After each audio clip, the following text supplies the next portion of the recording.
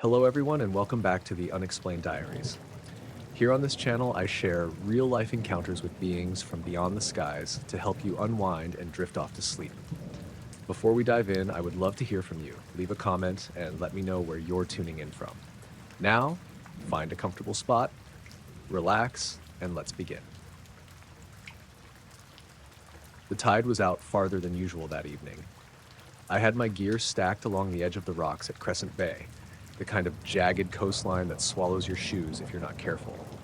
I was alone, just me, the waves and the gulls picking at whatever had washed up. I like coming out here at night. Fewer people, fewer questions, and you can actually hear the ocean instead of traffic or neon signs buzzing in the distance. I set my rod up, dropped the line in, and leaned back against the cooler, letting the cold air from the water roll over me. The sky was a deep navy with scattered stars, and the wind was light, carrying that faint smell of seaweed and salt. Everything was normal, quiet. Then, out near the tip of the bay, I noticed something, a faint glow under the waves. I thought at first it was bioluminescence. I've seen the little flashes before when you stir the water too hard. But this was different. It was steady, not flickering, not sparkling. And it moved, not drifting with the tide, but along, smoothly like it was gliding. I sat up. My cooler rattled when I nudged it with my knee. The glow moved closer, but it didn't have the way a boat would. There was no wake, no reflection, nothing to suggest anything solid above water. My first thought was a jellyfish or a school of squid, but nothing moves this big, this slow, and keeps a solid, even light like that. I grabbed my flashlight, swept it over the water. The light cut a line through the black, and for a second I could see the water surface ripple as if something beneath it moved fast. And then, nothing. Just the dark water reflecting the stars. I lowered the beam and the glow came back, just for a moment, far enough out that I could barely keep it in my peripheral vision. I stood up, trying to make sense of it. All right, just a fishing buoy, I muttered. But there was nothing out there. No red or green lights, no reflective tape, just that faint, pale glow moving with impossible precision. I went back to the rod, thinking maybe I was tired, letting my eyes fool me. But every so often I'd catch that glimpse again, just under the waves, like it was sliding along some invisible track. I'd shine the flashlight and it would vanish instantly. It wasn't hiding, it was gone in the moment the light hit it. I walked closer to the water's edge, boots sinking slightly into the wet sand, keeping the flashlight sweeping. The glow appeared again, now a little farther to my right. It moved sideways in a way that made no sense with the tide. I thought about calling out, maybe someone in a kayak playing a joke, but the wind would have carried a voice easily. No one responded. Nothing moved above the water. The waves lapped at my ankles. I knelt down, peering into the blackness, and for a moment it was almost right under me, a smooth, pale shimmer just under the surface. I could almost make out a shape, something elongated, but it wasn't a fish or a seal. Too flat, too uniform. And then, just like that, it darted away. Not in the slow glide it had been doing, but fast, like a ribbon pulled by a hand I couldn't see. I stumbled back, heart beating faster than it had in a long time. My rod clattered to the rocks, and I grabbed it instinctively. The glow didn't follow immediately. It hovered, paused in the water for maybe 10 seconds, and then it was gone. Not underwater, not bobbing on the surface, just gone, like it had never existed.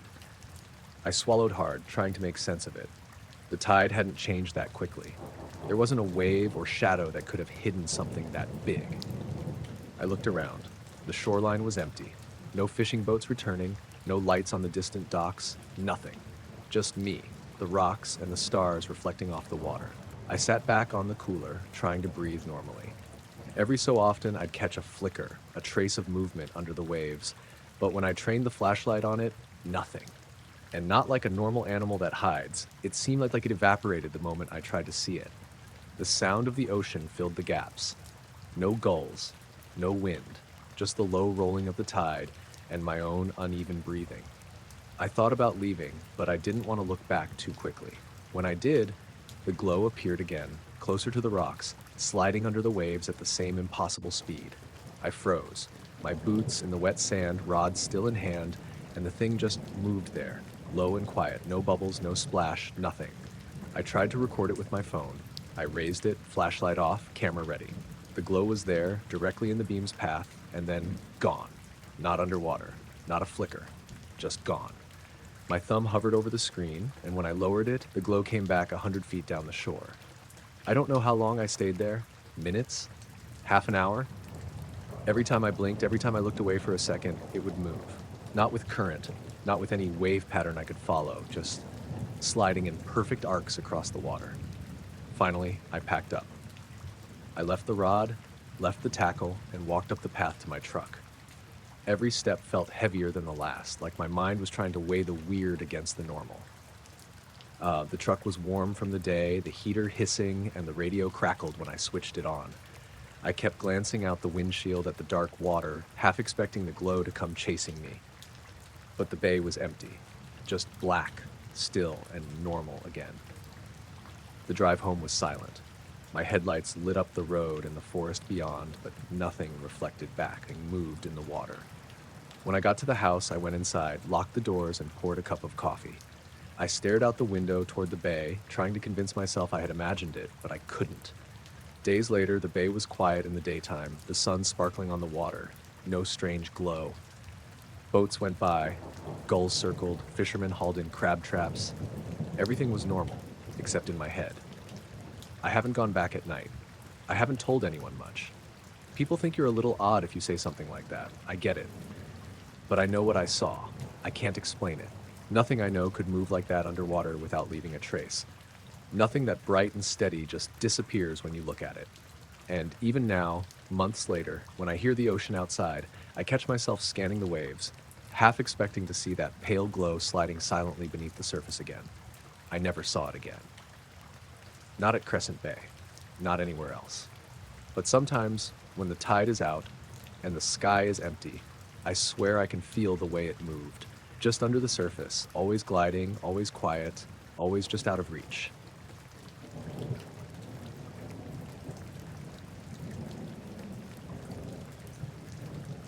I was halfway up the ridge when my compass started acting weird. 1 minute the needle was pointing north like it should, then suddenly it spun in tight circles, jerking back and forth.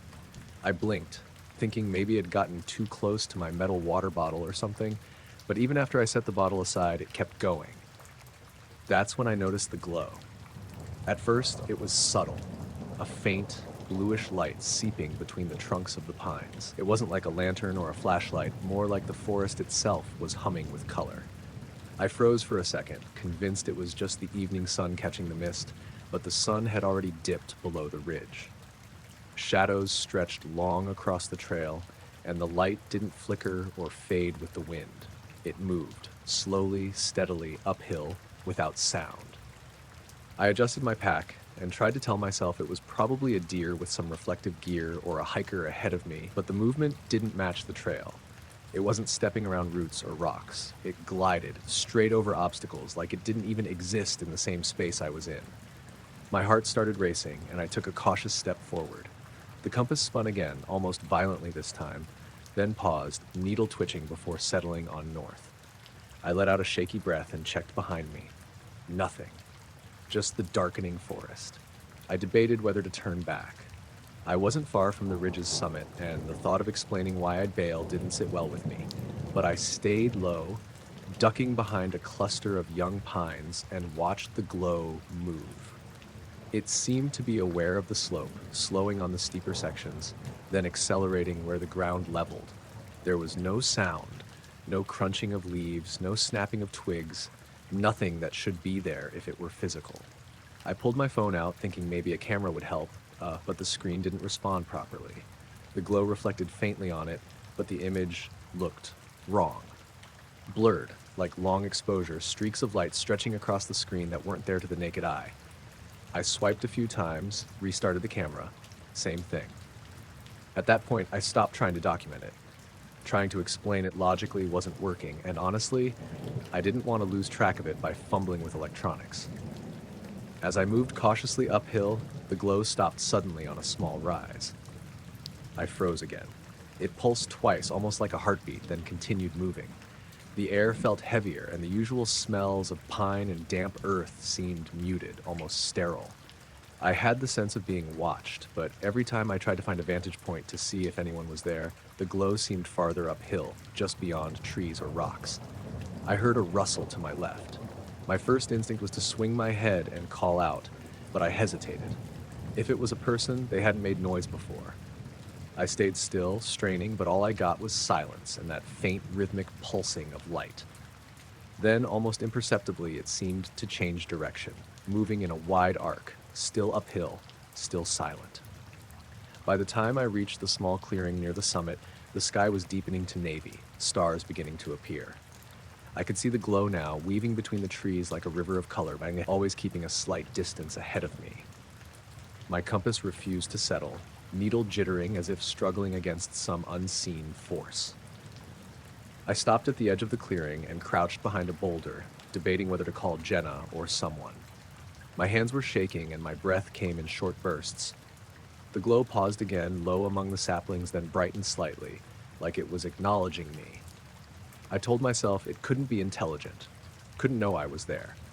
But the way it moved, the rhythm of the pulsing, it felt deliberate. I stayed there for maybe 5 minutes, though it felt longer, watching it ascend. Then the pulsing slowed, dimmed, and for a brief moment, it was just a faint gleam. I made a quiet decision to head back down. Every step was tense, like breaking some fragile boundary. I didn't dare look over my shoulder, afraid it would follow. Halfway down, the glow vanished entirely. No trace, no residual light, nothing but the normal forest shadows. The compass finally stilled, needle pointing true north again. I let out a long, slow breath, gripping my pack tighter, willing my heartbeat to slow. When I got back to the trailhead, the sky was mostly dark. The parking lot was empty, cars frosted from the night chill. I tried to tell myself I imagined it, that the spinning compass and the pulsing light were coincidences. But even as I drove home, the memory lingered. The way the light moved, the way the air felt different near it, the steady, unnatural glow threading through the trees. At home, Jenna asked about the hike. I said it was fine, a little foggy and quiet. I didn't mention the compass or the glow. I couldn't quite explain it, not in a way that sounded sane. A few days later, I hiked a different trail, one I knew well. Compass worked perfectly, no unusual lights. But every so often, in the corner of my vision, I thought I saw a faint pulse of bluish light between the trees. When I blinked, it was gone. I still hike those trails, sometimes alone, sometimes with Jenna. I've never seen that glow again, not like that night. But I keep an old compass in my pack, and sometimes, just for a moment, I check it. Needle wavers ever so slightly, and I swear I feel the forest hold its breath, like something just beyond the edge of my sight is watching, moving steadily uphill, silently, waiting.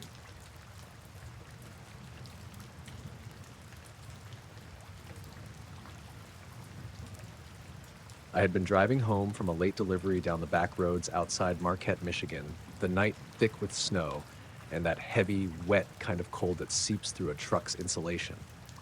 The radio was just static most of the way, a little mix of snow and old AM stations, until it settled into a low hum that didn't match anything I recognized. It was steady, almost like a tone, or a series of tones repeating at regular intervals, too even to be interference from the power lines. I stopped at the side of the road near a bend overlooking a ridge of pines, figuring I'd pull over for a minute. The heater was struggling against the cold, and the snow had started to stick to the windshield wipers, even at full speed. That's when I noticed it, a pale light hovering just above the tree line, far off in the distance. It didn't move like a plane or a helicopter. No blinking, no engine noise. It didn't descend or rise suddenly, just held its position, moving slowly sideways, like it was drifting on something denser than air but heavier than wind. My first thought was someone else out on the ridge, maybe a snowmobiler with a headlight, but it was too high for that, and the motion didn't make sense. I turned the truck toward it, foot easing on the gas. The light didn't change speed or angle. It wasn't approaching or retreating. It just drifted. I flicked the headlights on and off, figuring maybe I'd get a better look. Nothing. The shape didn't resolve into anything familiar. It stayed a single, soft glow, slightly yellowish, like a streetlight turned down to a faint haze. The tones on the radio stayed steady, nothing like music or a broadcast. It was low, almost a vibration you could feel in your chest more than hear, and I realized my hands were gripping the steering wheel tighter without me noticing. The truck's heater clicked as it cycled, but the tones didn't change with the engine, didn't interfere with any of the truck's electronics. I tried to rationalize it. Power lines, a distant lighthouse, maybe some reflection off the snow. I even thought it could be a balloon caught in the cold air. But none of that matched what I was seeing. The light drifted horizontally over the ridge, slowly, deliberately. My eyes kept darting back to it, and I felt this creeping sense that it was aware of me watching, though I knew that made no sense. I eased the truck closer to the ridge, careful not to skid on the snow-covered asphalt. The hum on the radio seemed louder now, like it was resonating through the cab. I opened the window slightly, expecting maybe the wind or snow to mask something. Instead, it was silence, thick and empty, apart from that low tone. No engines, no birds, nothing.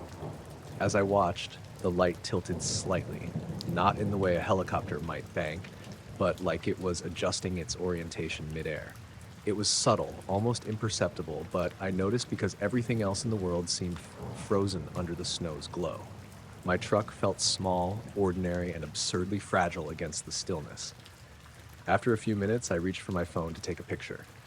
The screen flickered, not from my hands shaking, but as if the device itself was struggling.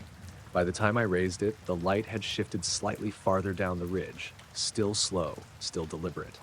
The camera's flash didn't trigger. The image came out dark with only the faintest blur where the glow had been.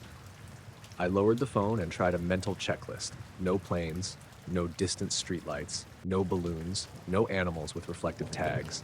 Nothing fit. The light drifted, and I felt this odd tension, like time had contracted around the ridge. My hands were numb, despite the heater, heart beating harder with every glance.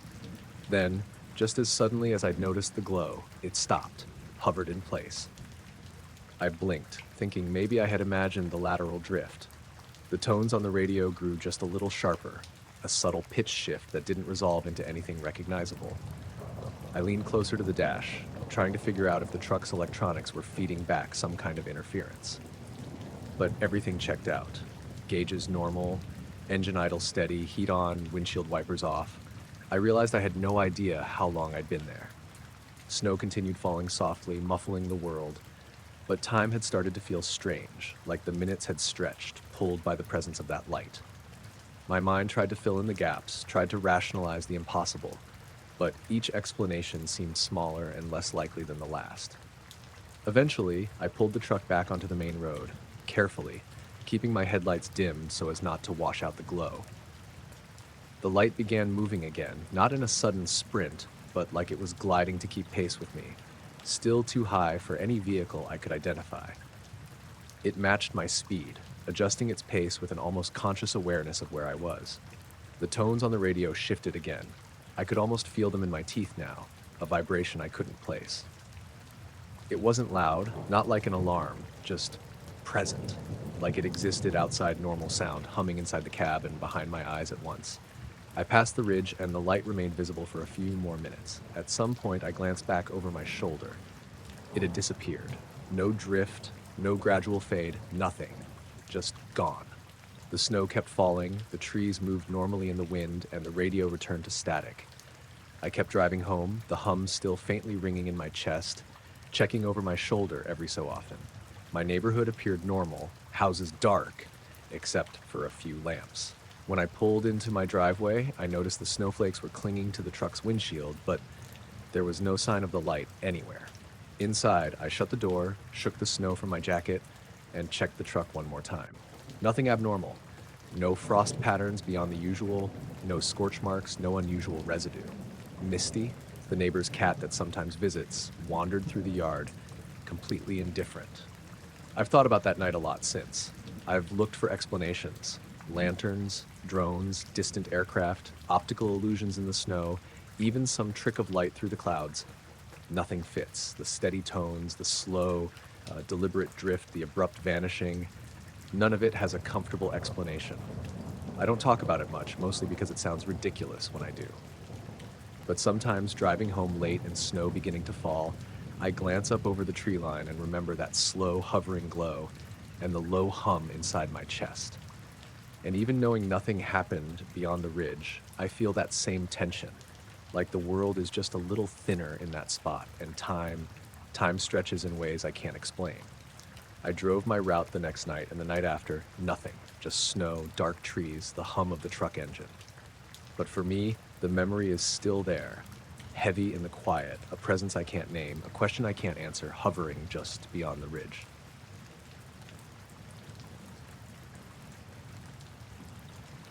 I was somewhere between mile marker 112 and 113 on State Route 95, heading home from a job site in Kingman, when I first noticed the headlights. It was late, maybe 11:30, and the desert around me was pitch black except for the faint glow of the moon over the mountains. The highway was dead straight for miles. My rig was making the usual hum, heater on low, coffee cup half empty in the cup holder. Then, out of the dark, a pair of headlights appeared. At first, I thought it was another truck, someone catching up, but it was far away, so far that I figured it couldn't reach me for at least 20 minutes. The headlights didn't flicker or change. They just moved forward, slow and steady. I checked the mirrors. No one behind me. Not that it mattered too much. The road was deserted. I figured I was just tired, imagining it. The desert can play tricks, especially at night. But 20 minutes passed, maybe more, and the lights stayed the same distance ahead. I tapped my fingers on the wheel, tried to focus on the road. When I glanced again, they weren't on the asphalt. I squinted, adjusted the visor. The lights had lifted a few feet off the ground, maybe more, drifting slowly like a pair of lanterns caught in a breeze. The truck behind me, or whatever it was, wasn't making any noise. No engine, no wind, nothing. Just that glow, perfectly parallel to the road. My stomach sank a little. I slowed, keeping my distance. Maybe I was seeing someone experimenting with a drone or some kind of art installation out here. Still, the lights weren't blinking. They weren't swaying with the wind. They didn't seem tethered to anything. I tried to look for shapes, something to identify, but all I could see was two bright spots, low in the air. My rig's radio started picking up static, low and steady. It wasn't interference from my phone or the heater. It was a tone, a faint hum that felt like it was vibrating through the metal frame of the truck. I muttered, "Okay, that's new," but didn't want to stop. Not here, not alone in the desert at this hour. I reached for the CB, figured maybe someone else had seen it. No response. Nothing but static. The lights were still ahead, drifting silently. I flicked my high beams on and off. No reflection, no vehicle silhouette. It wasn't bouncing off anything, wasn't on the asphalt. I tried to calculate speed, distance. If it had been a car, it would have caught me long ago. If it had been a drone, it would have flickered or lost stability. None of that happened. It just kept floating along, perfectly aligned with the road, like it had a path carved out in the air. At one point, I saw the headlights move slightly to the right, then back. My pulse jumped. I wasn't imagining it. Whatever it was, it seemed to be aware I was following, though not reacting aggressively, just existing in the same space. I passed a small wash on the right and tried to catch a better angle. The lights seemed to drift a little further away from the road, rising higher. Slowly, imperceptibly, I gripped the wheel tight, stared straight ahead. Then, in a motion too smooth for anything mechanical, they lifted maybe 30-40 feet off the ground, still side by side, and continued drifting straight up. No sound, no reflection in the desert sand. Just a steady rise until they were nothing more than two tiny points in the black sky, and then gone. I blinked a few times, shook my head. Maybe it was a trick of the eyes, something with the moonlight. But my rig's radio still had that low hum. I tried tuning it, turning it off, shaking the dial. Nothing. The tone persisted, faint but steady, like it was coming from somewhere nearby, vibrating in the truck itself. I slowed to a crawl, watching the horizon for any sign of movement. Nothing. The hum eventually faded, almost imperceptibly, until my rig was just quiet again. I drove the remaining miles with high beams on, scanning every curve, every shadow, but the highway stayed empty. No other cars, no lights, nothing. By the time I hit Kingman, I had to stop at a gas station. Needed caffeine, needed someone to acknowledge that the desert wasn't normally this empty, this quiet. I told the attendant about the lights, my voice a little too loud. He raised his eyebrows, nodded like he'd heard Stranger Things at 2 a.m., and moved on. Didn't ask questions. Back at my apartment, I checked the dashcam footage. Nothing. Not a single frame showing headlights in the sky. Just me, the rig, and a long stretch of black road. The more I thought about it, the more I realized the lights hadn't behaved like anything I knew. No engine, no noise, no drag of air. Just drifted up, and that was it. For a while, I kept driving that route at night, thinking maybe it would happen again. Nothing. Not a flicker, not a shadow, not a tone on the radio. Yet, sometimes, late at night when the highway is empty and the wind picks up across the asphalt, I swear I can see a faint glimmer above the horizon, just for a second, as if the lights are testing the road again, silent and weightless. I haven't told anyone else. People would assume I'm exaggerating. But the desert was quiet, the road was straight, and I know what I saw. I know how it moved. I can still feel the faint vibration of that hum in my ribs when I close my eyes and think about it, like the memory of something that doesn't want to be explained.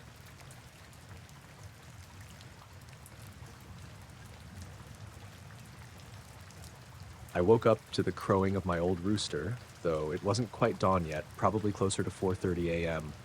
The sky was still dark, and the usual cold wind had that damp edge that makes the barn smell sharper, like hay mixed with frost. I rubbed my eyes and swung open the barn door, expecting to see the usual chaos of chickens wandering, the goats nudging each other, the cows shifting and sighing, but everything was still, too still. Every animal in the barn was frozen, heads turned in the same direction, eyes reflecting whatever little light came through the cracks in the walls. I could hear the soft shuffle of my boots on the wooden floor, and even that sounded loud. I paused, squinting through the dimness, trying to make sense of it. Usually someone, usually the old milk cow, Betsy, would be moving or groaning or nudging the others awake. Nothing. I stepped outside. The cornfield stretched in front of me, rows of stalks swaying faintly in the breeze. And then I saw it.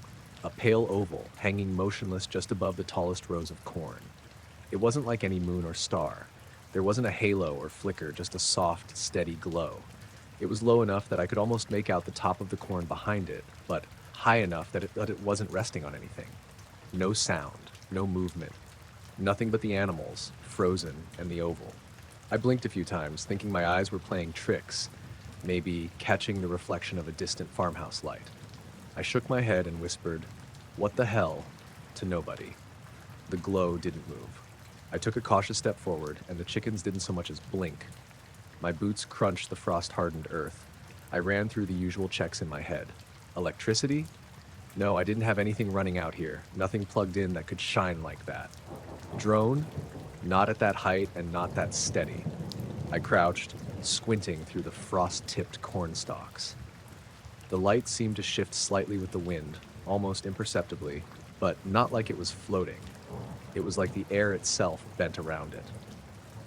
I went back to the barn, trying to get a better look.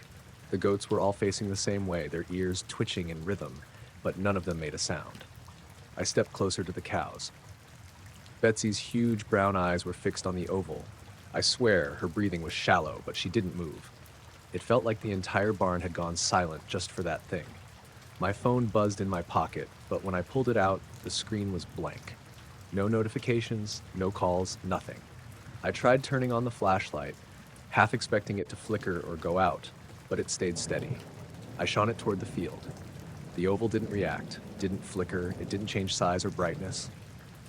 I leaned against the barn post, trying to calm down. My heart was pounding so hard I thought it would echo across the field.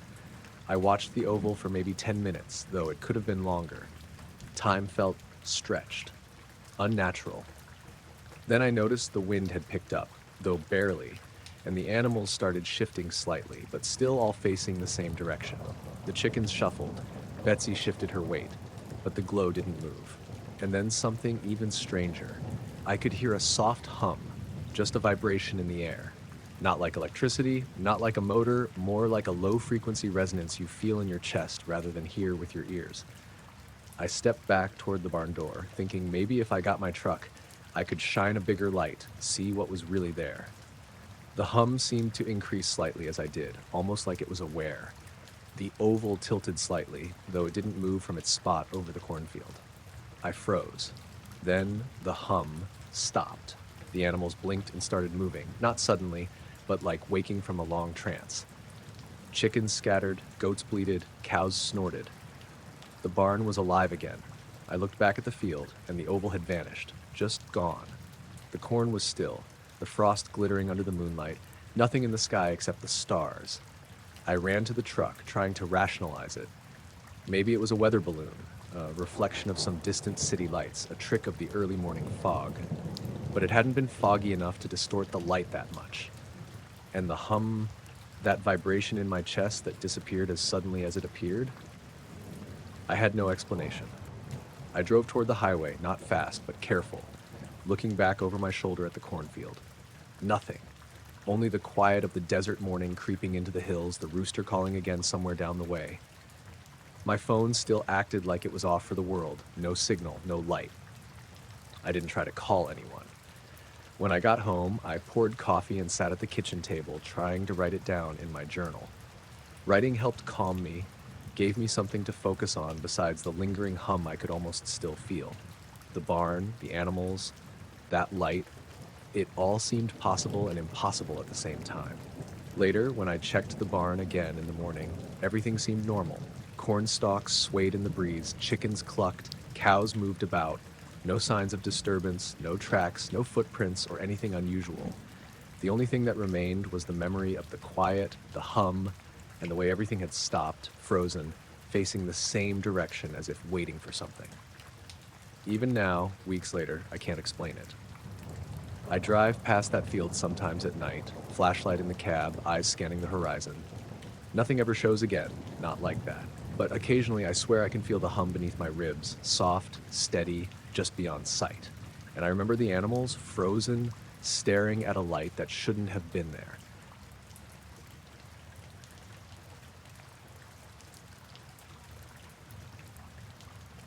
I was crouched behind a fallen oak, the early evening fog settling in low between the pines when I first saw it. A pale, pulsing glow, weaving between the trees maybe 100 yards out. I froze, barely breathing, listening to the soft rustle of leaves and my own heartbeat. The light didn't move like a person walking or a flashlight beam. It danced, weaving in smooth curves, sometimes slowing, sometimes speeding up, never touching the ground. At first, I thought it might be another hunter. Someone out too late, maybe with a small lantern, but the motion didn't match anything human. It slipped silently through the woods, no crunch of twigs or brush, just this soft, almost liquid glow. I tried to track it with my eyes, adjusting my position to get a better look, but the fog made everything blurry. I lifted my rifle slowly, scope first, trying to get a closer view. That's when it vanished. One moment it was there, weaving just above the underbrush. The next, nothing. The space it had occupied seemed empty, but the fog hung heavy and my pulse started to hammer against my ribs. I lowered the rifle, scanning in a tight circle, ears straining for anything unusual. For a minute, nothing. Then I noticed the sound, or maybe the lack of it. All the usual forest noises had gone quiet. Birds that normally called as the sun set, frogs along the creek, even the wind through the pine needles, all gone. Complete silence, heavier than any night I'd ever spent out here. I felt exposed, like I was the only living thing in a still painting. I moved slowly, rifle raised, trying to get closer to where I'd last seen the glow. As I stepped over a root, a small flicker caught my eye. Just a glint of white light bouncing off something wet on a branch. I froze, trying to make sense of it, then realized it wasn't the same as before. It was static. A reflection maybe, but it made the hairs on my neck stand up. I kept moving, careful to stay in the shadows, following the direction I thought the light had gone. After 10 minutes, I stumbled onto a clearing. Nothing but fog and pines, and my flashlight beam cutting a narrow swath in front of me. I checked my watch. About 20 minutes had passed since I first saw the glow. That seemed off. I could have sworn only a few minutes had gone by, but the sky had darkened further, and the temperature had dropped noticeably. I leaned against a tree, trying to calm myself, when I noticed something odd. Tiny points of light, almost like embers, flickered in the fog ahead. They weren't moving like fireflies. They stayed in place, then blinked out one by one. I counted 3 before my flashlight battery buzzed low and dimmed, forcing me to switch it to a weaker setting. That's when I felt it. Not behind me, not to the side, but a sense of being watched. Nothing I could see, just awareness, as if something was tracking my movements carefully. I adjusted my grip on the rifle, feeling the weight of it steady my nerves, and started moving back toward the path. As I did, the fog thickened unnaturally, and the faint pulsing light reappeared for a brief second between two thick pines. I froze, scope up again, but as soon as I tried to focus, it vanished. The silence pressed in closer, and I realized I couldn't hear even the usual nighttime creaks of the forest floor under my own boots.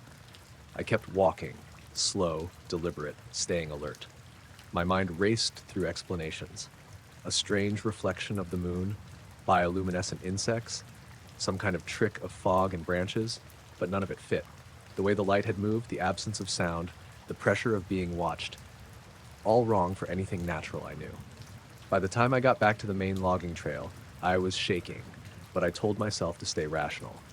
Maybe someone else was out here with a laser pointer or some toy. Maybe I just imagined parts of it, my eyes playing tricks in the fog. I even laughed quietly to myself, trying to break the tension. I kept checking behind me as I hiked back to the truck.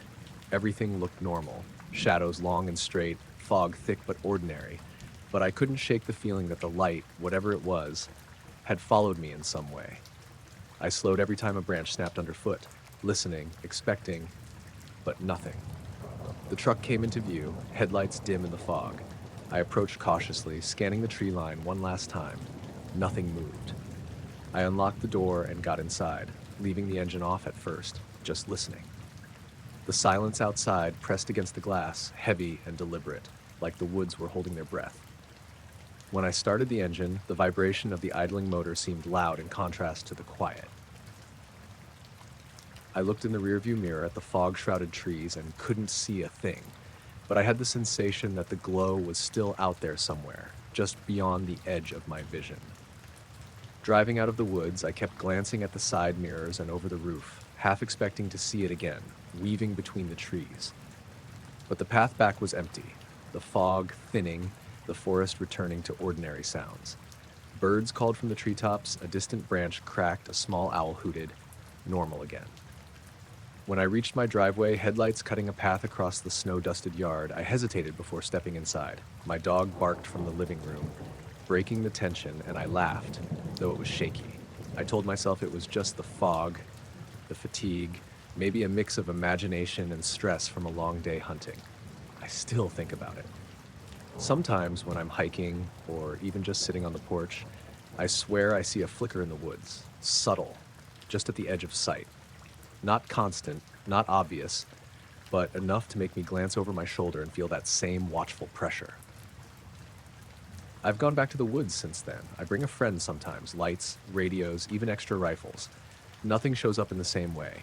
The fog is normal, the trees sound like themselves, and I feel almost foolish remembering that night. But every so often, in the right misty conditions, I catch a pulse of white moving against the dark trunks and my stomach tightens. And I know, in a way I can't explain, that whatever it was, it's still out there, weaving silently through the trees.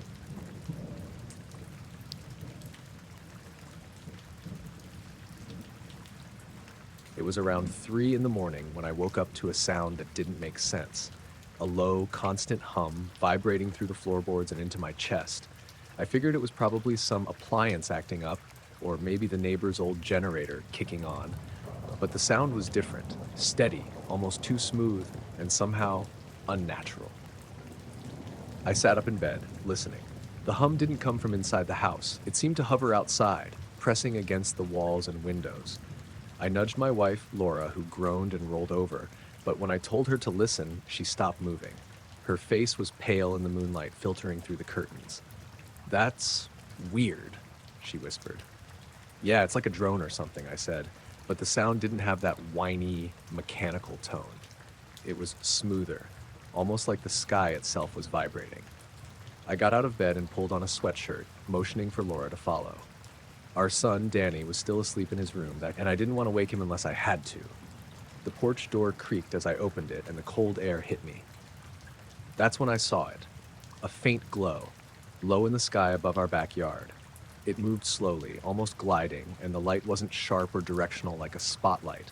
It was soft, spreading evenly, like fog made of pale white green. I froze, not sure if I should call out to Laura. She stepped up beside me, her hand brushing mine. We both just stared. The glow moved across the sky, tracing a path over our street. I could see the outlines of the neighbors' houses below, all dark except for a few night lights. The glow didn't blink or flash. It just drifted, silent, except for the hum that seemed to grow slightly louder as it passed overhead. I tried to convince myself it was a plane or maybe a helicopter with a weird reflection, but nothing fit. It didn't make any sound like a motor, no rotor beat, nothing that could be traced to ordinary aircraft. And its speed, it was slow, deliberate, almost like it was studying the neighborhood.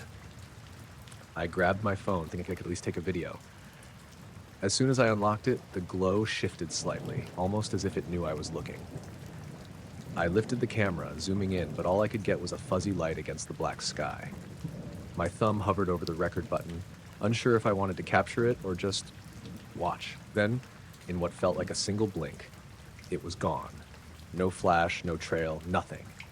The hum continued for another few seconds, then faded completely. Laura let out a soft breath. Did it just disappear? She asked. I nodded, though my mouth felt dry. I stepped off the porch, scanning the sky. Stars were back in their usual positions, no hint of movement, no unnatural light anywhere. The air felt heavier somehow, like it had been charged with something I couldn't identify. I checked the backyard, walking slowly toward the fence line. The grass was wet from the early morning dew, and every sound, the wind in the trees, the distant barking of a dog, sounded normal. I kept glancing up, expecting the glow to reappear. It never did. After a few minutes, I went back inside and closed the door, locking it more out of habit than fear. Laura sat at the kitchen table, hands wrapped around a mug of tea, staring blankly out the window. I poured some water for myself and leaned against the counter, thinking through what had happened. Nothing in my life prepared me for something like that. I wanted a rational explanation. Light reflection from a plane, a drone, maybe even a weather balloon, but the movement, the silence, the hum, none of it fit. Danny stirred in his sleep, and I felt a sudden urge to check the bedroom. Nothing unusual. He was curled up under his blanket, dreaming. I stood in the doorway for a moment, listening to the quiet house. No hum, no glowing light, nothing. Just the ordinary creaks and sighs of a home settling. The rest of the night passed without incident. I kept getting up to glance outside, checking windows and the porch, thinking I might see that glow again. I never did. By the time morning came, the sky was gray and overcast, birds calling as usual, and the air smelled of wet grass and frost. I half expected someone else to mention strange lights or sounds, but the neighborhood was quiet, normal. Even now I think about it. The hum wasn't just loud. It resonated in a way that felt deliberate, like it was directed at us. And the glow, how it moved, how it vanished, it wasn't anything I can identify. I've gone back out onto the porch at night since then, staring at the sky, waiting, hoping for some sign that I wasn't imagining it. Nothing, but the memory lingers, heavy and strange, like the hum still echoes somewhere just beyond hearing. Laura tries to shrug it off, says it was probably some weird electrical storm effect or a distant helicopter, but I know what I saw. It wasn't anything ordinary, and it wasn't here to be ignored. I can't explain it. I can't rationalize it. And sometimes, when the house is quiet and the night air presses against the windows, I swear I can hear the faintest hum in the distance. Almost like a reminder that it's still out there. I don't talk about it much. Friends would probably joke, dismiss it, call it sleep-deprived imagination. But I know what happened that night. And every time I step onto that porch after dark, I check the sky first. Because even if it never comes back, the memory of that glow and that hum is still very real. It's the kind of thing that changes the way you see ordinary nights forever.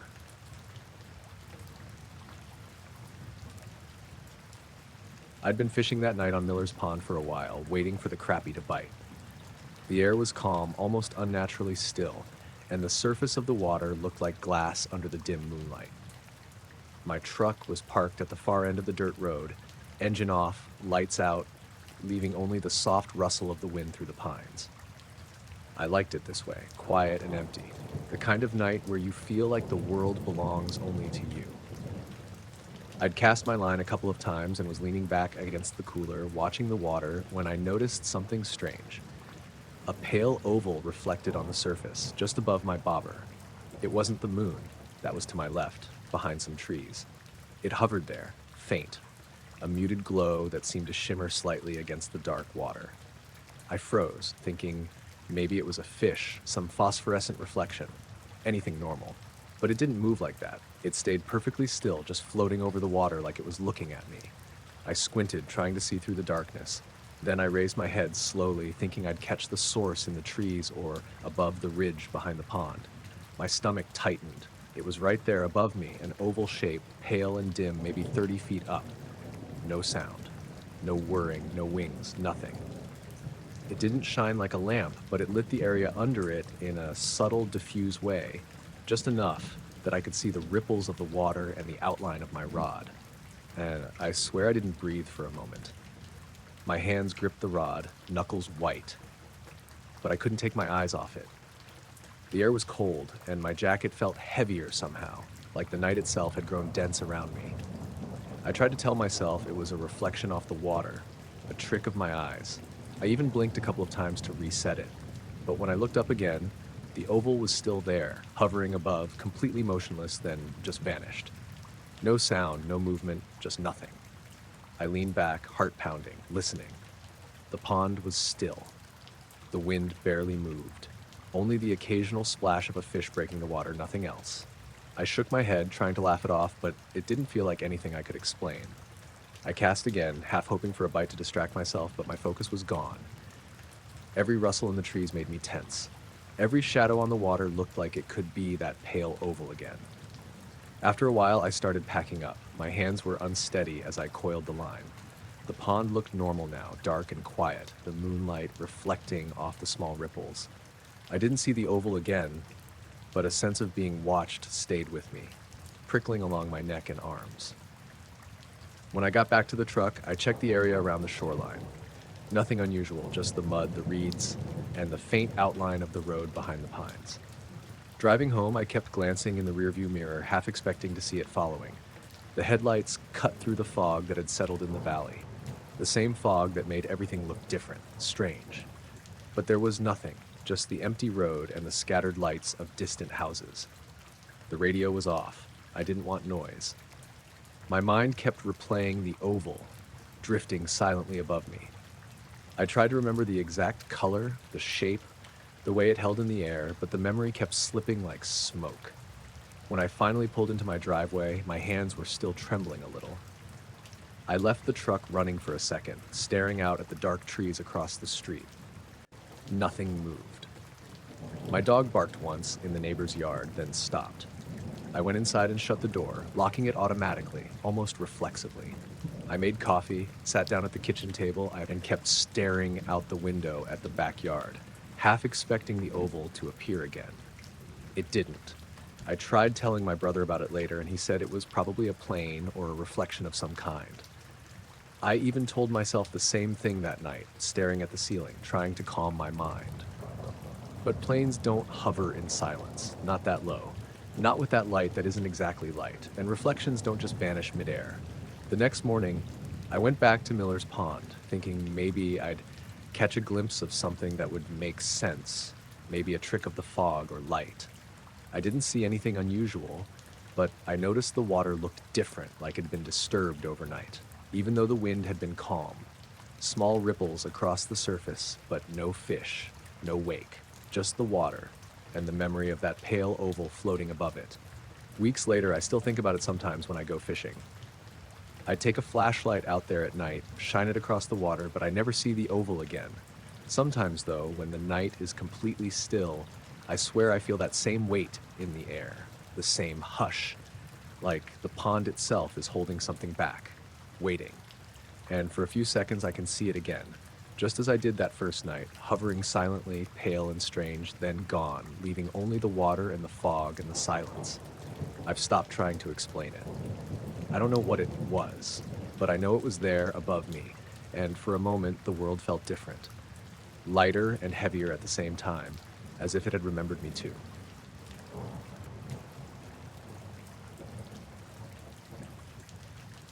I'd been driving the back roads outside of Eureka, heading back from a weekend with my cousin in the Redwoods. It was late, well past sunset, and the fog had started rolling in, thick enough that my headlights barely cut through it. I had my phone GPS on, but the signal kept cutting in and out, so I decided to pull over on a gravel turnout to double-check the map. The moment I killed the engine, the quiet hit me.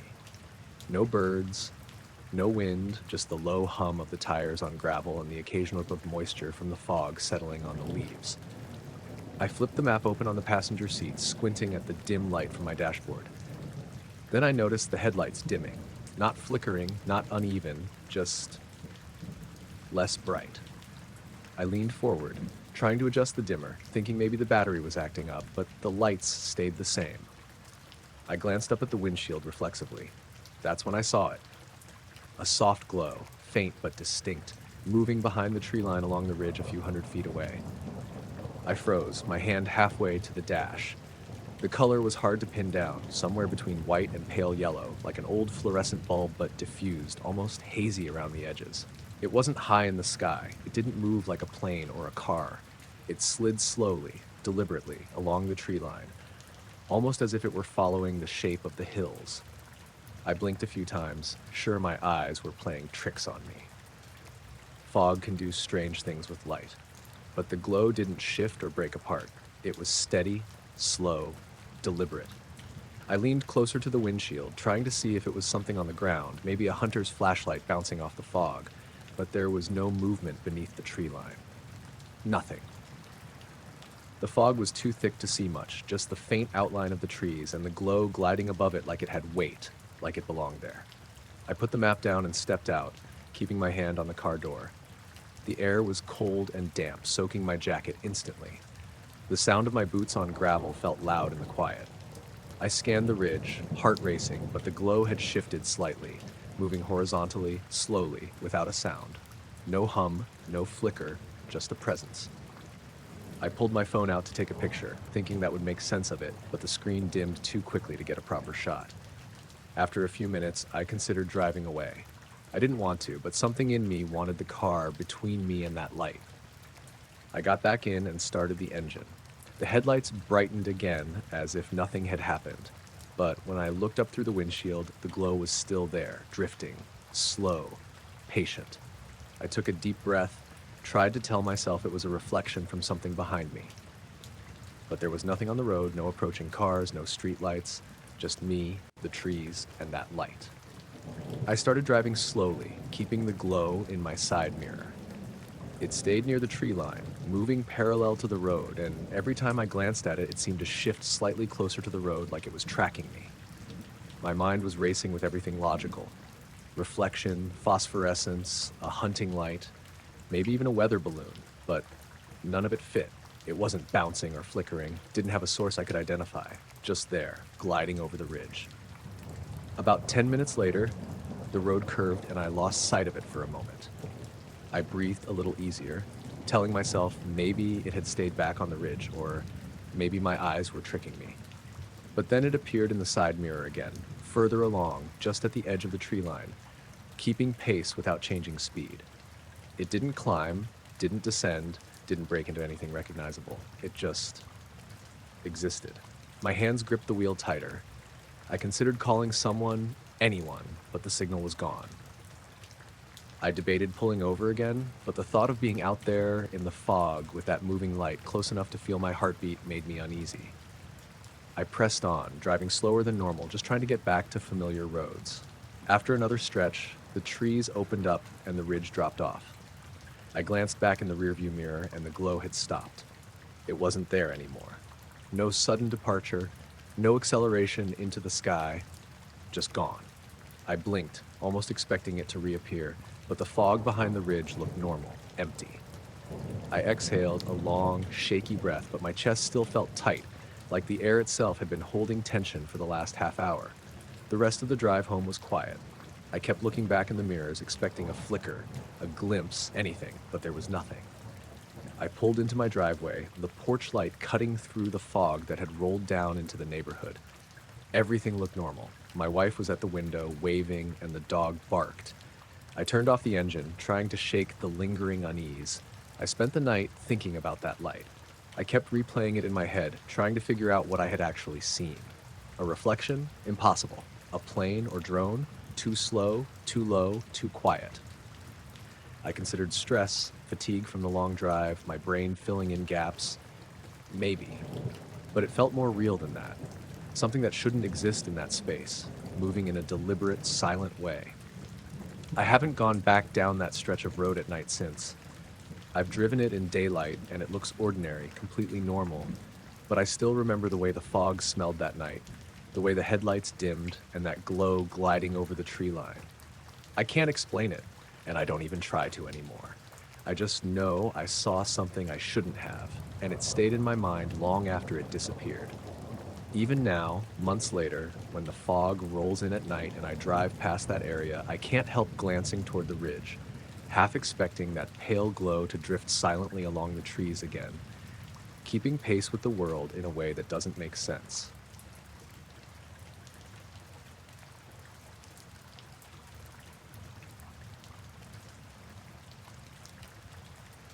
I was halfway through my usual morning run when the fog rolled in thick enough to make it hard to see the road ahead. It wasn't unusual for this time of year. The valley I live in tends to trap moisture overnight, and by 6 a.m. it's often like running through a cloud. My shoes squished against the damp pavement, and the air smelled of wet grass and dirt. At first, I didn't notice anything unusual. The street lamps along the side of the road were just dim halos through the mist. I was listening to the rhythm of my breathing and the faint splash of my steps in the puddles, just zoning out. Then I caught a glint above the power lines that run parallel to the road. I stopped mid-stride, squinting through the fog. 3 small lights, evenly spaced, were hovering maybe 50 feet above the lines. They weren't blinking or moving like streetlights. They just hung there, like they were deliberately waiting for me to notice. The fog made their edges diffuse, softening the brightness, and there was no sound at all. Not a hum, not a whine, nothing.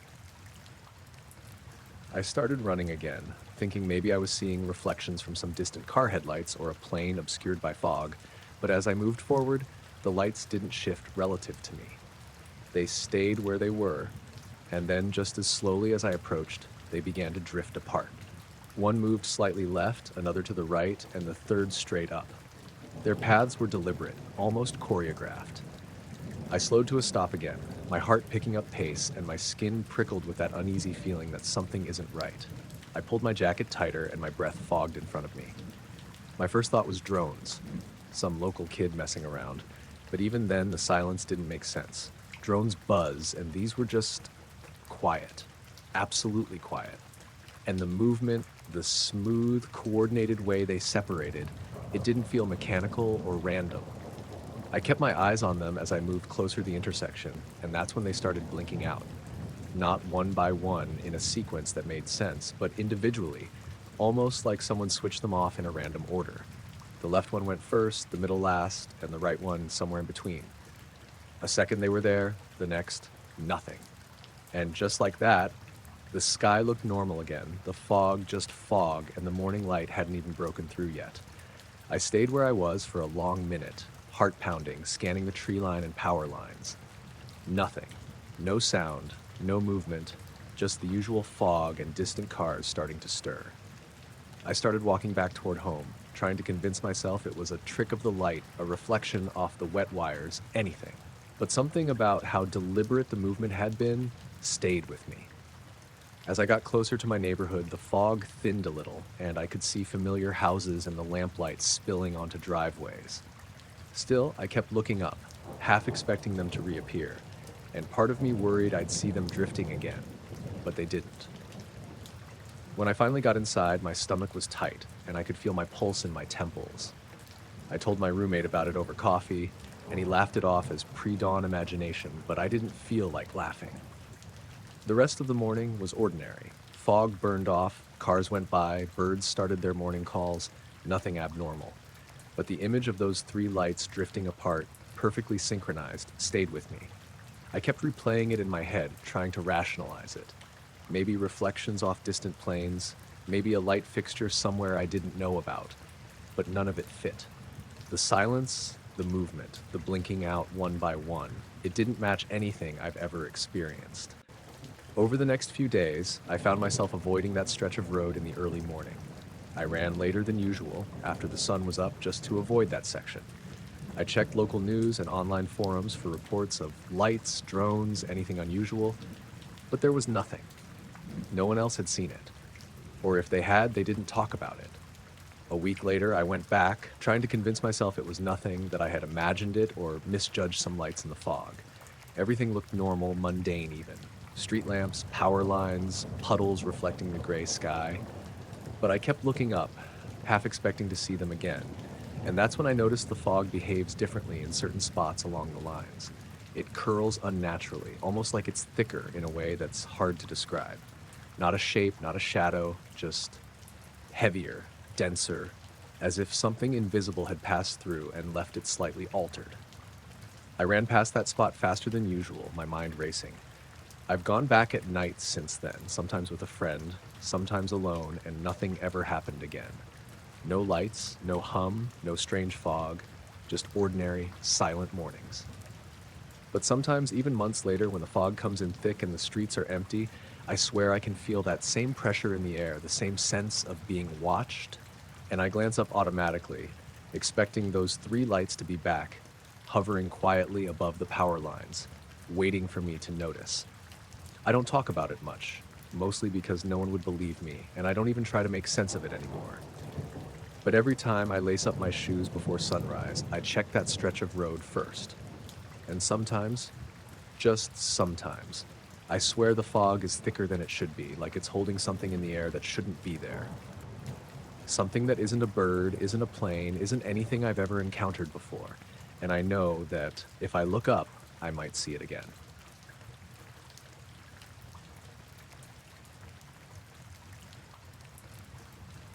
I stepped out from the break room, cigarette in hand, feeling the cool night air hit my face. The warehouse lot was empty except for the faint hum of the freezers inside. Night shift breaks were always quiet, and I liked it that way. The sky was overcast, low clouds reflecting the city's orange glow in a dull, hazy light. I leaned against the brick wall, took a drag, and blew it out slowly. That's when the lights went out. I mean, everything. Security lights over the loading dock, the ones lining the lot, snapped off at once. The sudden darkness made me jump back a step, my cigarette tip glowing like a tiny star in the blackness. Normally, a power flicker wasn't a big deal. I'd check the circuit, wait for the lights to click back on, but nothing happened. Not a flicker, not a buzz, just silence and darkness. Then I noticed it. Above the lot, maybe 50 feet up, a dim white shape was moving. At first, I thought it was a drone, but it wasn't blinking, and it moved too smoothly without any sound. My head tilted back to follow it, cigarette smoke curling around me, and the shape glided across the sky like it was floating on a current of air. No sound, no lights, nothing, just a soft, pale form drifting away from the warehouse. I flicked the cigarette into the gravel, heart thudding in my chest. My first thought was rational. Reflection, lens flare, maybe some streetlight bouncing weirdly off clouds, but it was too precise. It had shape, presence. I squinted, trying to make out any edges, but it stayed featureless. Just a white, elongated blur moving slower than any bird or plane I'd ever seen. I fumbled for my phone in my pocket, hoping for a flashlight or a camera, but my screen was black. No signal, no power. The usual little things that ground you in reality felt absent. I considered running back inside, but my legs were stiff from standing all night, and some part of me didn't want to look away. As I watched, a low humming vibration filled the air. Not a mechanical hum, not like machinery or traffic, but something deeper. I could feel it more than hear it. My chest and hands tingled, and I had this sudden, strange awareness that I wasn't alone. Not in the human sense, but as if the shape was aware of me. My skin prickled. I blinked rapidly, trying to shake the feeling. The shape slowed and hovered just for a moment, then turned in a way that seemed deliberate, as though scanning the warehouse or the lot. I swear for a second I could sense it looking at me, though I couldn't tell from what exactly. I swallowed hard, stepping back, trying to stay calm. My mind was racing through all the possible explanations. Military exercise? Helicopter? Weather balloon? None of it fit. Then the lights came back on, one by one, flickering for a second before steadying, and the shape was gone. Just gone. No trace, no streak, nothing in the sky. I rubbed my eyes and looked around the lot. Empty. The dumpsters sat where they'd always been, the trucks still lined along the loading bays. I felt absurdly exposed, standing there alone, my phone still dead in my pocket. I didn't mention it to anyone that night. I wasn't sure I could explain it, and even now, thinking back, I'm not sure I want to. There were other odd things over the next few weeks. Lights flickering in that same pattern when no one was around. Security cameras going offline for a few seconds at a time. A humming I could catch sometimes if the wind was just right. Each time it was subtle, just enough to make me pause, glance up at the sky, and feel that same prickling awareness. One night, a coworker caught me staring at the lot during a break. "You seeing things again?" he said, half joking. I shrugged. How could I explain that whatever it was, whatever I saw, didn't feel malicious, just aware?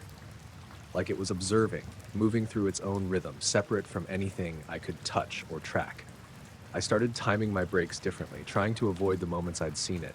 But sometimes, the pull of that empty lot under the lights drew me out anyway. And sometimes, the hum would come first, low, almost welcoming, and I'd know it was near before I saw it. Not every night, but often enough that I couldn't ignore it. I thought about calling someone, the authorities, reporting it. But what would I say? White shape glides silently above my warehouse at night, then vanishes. No one would believe me, and the last thing I wanted was to see it react to attention. I started carrying my flashlight every night now, and I trained it upward whenever the hum comes first. Sometimes it feels closer, like it wants to be noticed. Other nights, I catch nothing and feel relief wash over me. But I never see it again in the same way. Always just that faint presence, teasing the edges of my vision, reminding me that something I can't name is moving around out there. I live alone now, partly because it's easier to control the environment, partly because I like the solitude when it's quiet.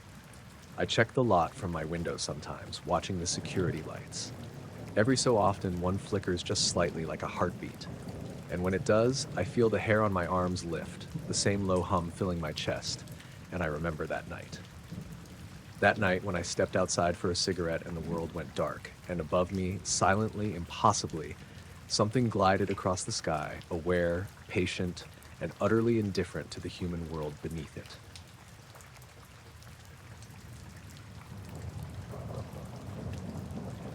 I was on the couch half watching some reruns with Jenna when the first flicker hit the TV. It wasn't the usual glitch you get when the cable box acts up. The picture stuttered once, like a shutter, then went back to normal. I was about to reach for the remote when the hum started outside, low, almost metallic, resonating through the house. Jenna paused mid-sip, eyes narrowing. "Do you hear that?" she said. I nodded, frowning. The hum wasn't constant. It pulsed in time with the flicker of the screen. Every few seconds, the power lines outside seemed to vibrate faintly, wires swaying in a rhythm that didn't match the wind. I got up and walked over to the window, pressing my forehead against the cool glass. The street was quiet. Not a single car, not a dog barking, nothing but the bare branches of the trees trembling in the cold night air. That's when I saw it, a glow hovering above the intersection a few houses down. Pale, almost bluish, soft enough that it didn't illuminate anything else. It didn't move like a drone or plane, it just hung there, shifting slightly as if suspended in invisible water. Jenna came up behind me, her hand on my shoulder. "What is that?" she whispered. I shrugged, not wanting to admit I had no idea. The glow lasted maybe 10 seconds, just long enough for me to see it clearly. Then it winked out, like someone had flipped a switch. The TV flickered again at the same time, almost synchronized with the hum of the wires. I rubbed my eyes, thinking maybe I was imagining things. Jenna didn't say anything, just stared at the empty street, her face pale in the flickering light of the living room. I opened the window slowly. The cold air hit me immediately, sharp and biting. I leaned out, trying to hear anything beyond the hum, footsteps, engines, voices. Nothing. Only the faint vibration from the power lines and the soft shiver of the wind through the branches. After a minute, the sound faded. The wires stopped humming, the street returned to normal, and the TV seemed fine again. I shut the window, keeping my hand on the frame longer than necessary. Maybe some transformer or something, I muttered. Jenna didn't look convinced, and honestly, neither was I. Later, we went outside, walking down the sidewalk toward the intersection. The glow hadn't left any marks on the pavement. No scorch, no residue, just ordinary asphalt wet from an earlier drizzle. I circled the block, peering into every yard, every driveway. Nothing. Not even streetlights seemed to flicker anymore.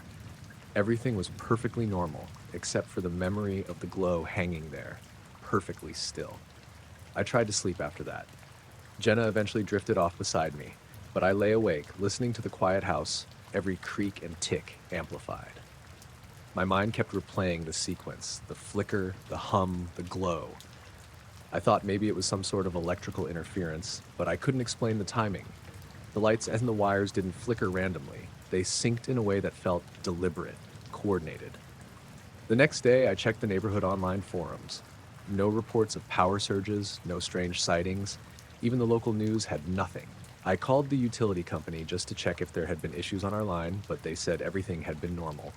No outages, no spikes, nothing. Jenna tried to brush it off. Probably just a weird trick of the lights, she said. I wanted to believe her, but I couldn't shake the feeling that whatever we saw was real, in some way that didn't make sense. A few nights later, I kept an eye on the intersection while walking the dog. I was expecting nothing, just a normal, quiet street. But once, when the streetlights swayed in the wind, I could have sworn the corner shimmered. I stopped mid-step, squinting. The glow didn't appear, but I felt a pressure, subtle, almost like standing under a heavy, unseen weight. Goosebumps ran down my arms, and I hurried home, telling myself it was imagination. Weeks passed. Life went back to normal, the house quiet again. The TV never flickered in that way. But sometimes, when I'm alone in the living room late at night, I notice the hum in the wires again. It's faint, almost comforting now, and just as easily ignored. And I catch myself glancing at the intersection, half expecting that pale, suspended light to appear, hovering there without moving, watching silently before it vanishes again. I never saw it with Jenna after that first night. She insists she's not worried about it, and I try to follow her lead. But when the wind picks up, when the power hums faintly, I can't help remembering how precise it all was. The flicker, the hum, the glow. And I wonder if it's just waiting for me to notice again. Even now, when I'm in that room, the memory of that light hovering over the street, suspended in the darkness, feels tangible. The wires still carry their low vibration sometimes, subtle enough to ignore, but loud enough to remind me. Whatever it was, it didn't hurt anyone, didn't move or make a sound beyond that quiet hum, but it made the night feel wrong, like a corner of reality had shifted just enough for me to see it. I haven't seen it since, haven't reported it, haven't told anyone beyond Jenna. But the streets feel different at night, quieter than they should be. The wires hum a little differently, and every so often, when the city sleeps and the TV flickers with static, I swear I feel the same weight in the air, hovering, waiting.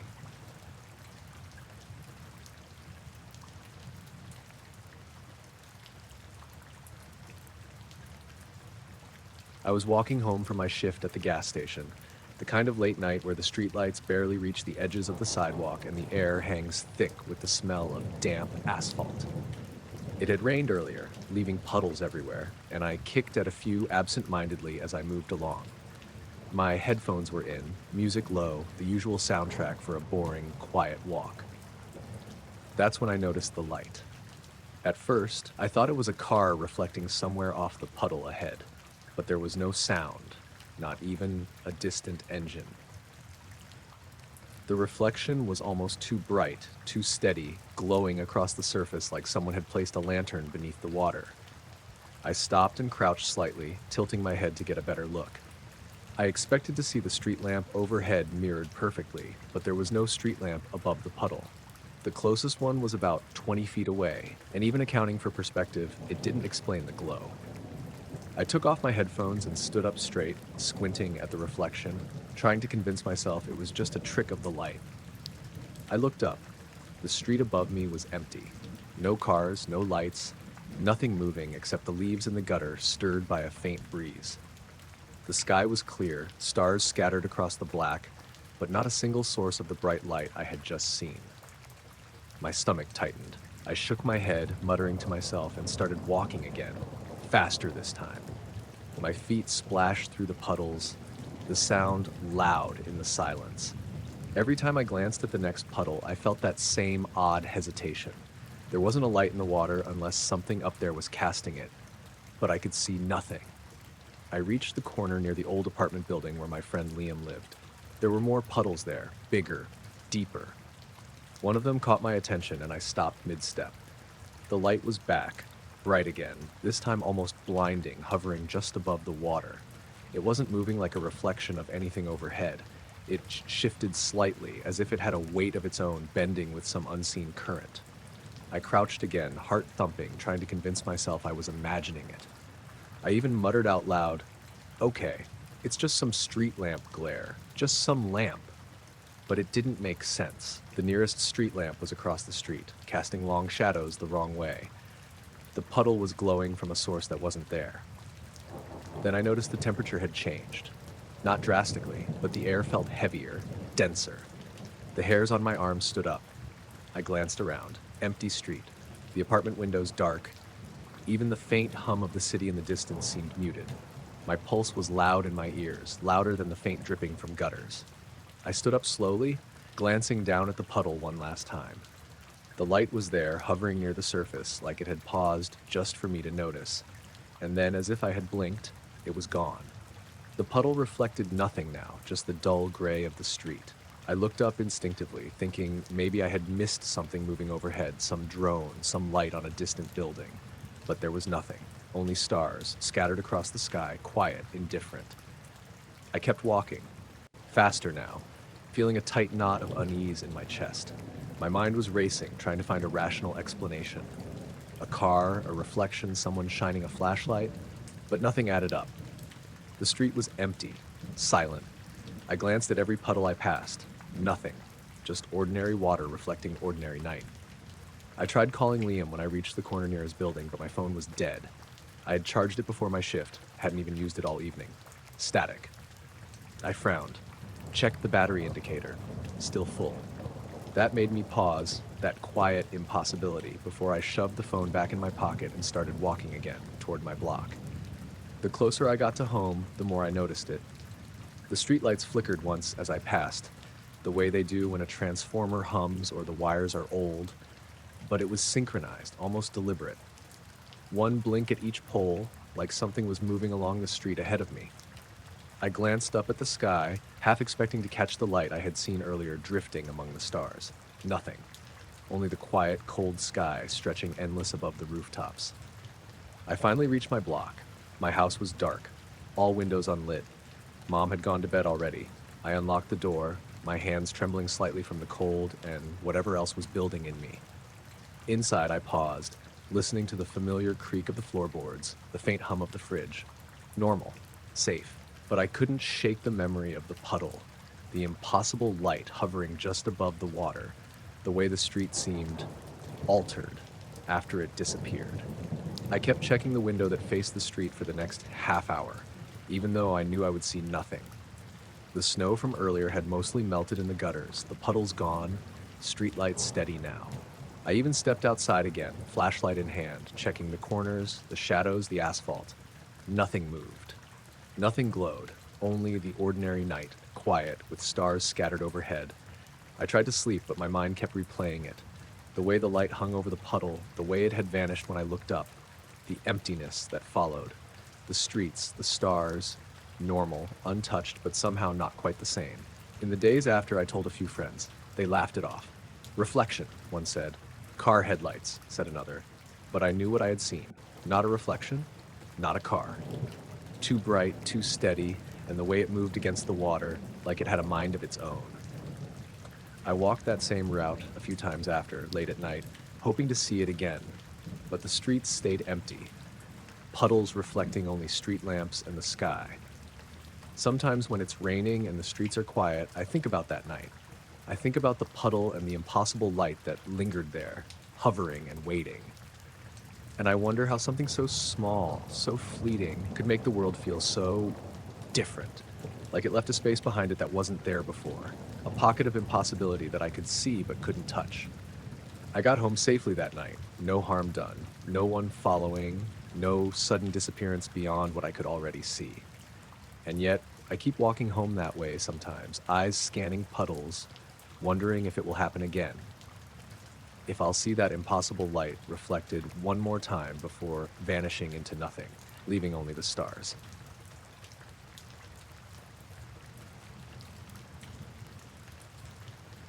We'd been driving up the winding road to our rental cabin in the Cascades for hours, the sun already dipping behind the peaks, painting the mountains in bruised purples and oranges.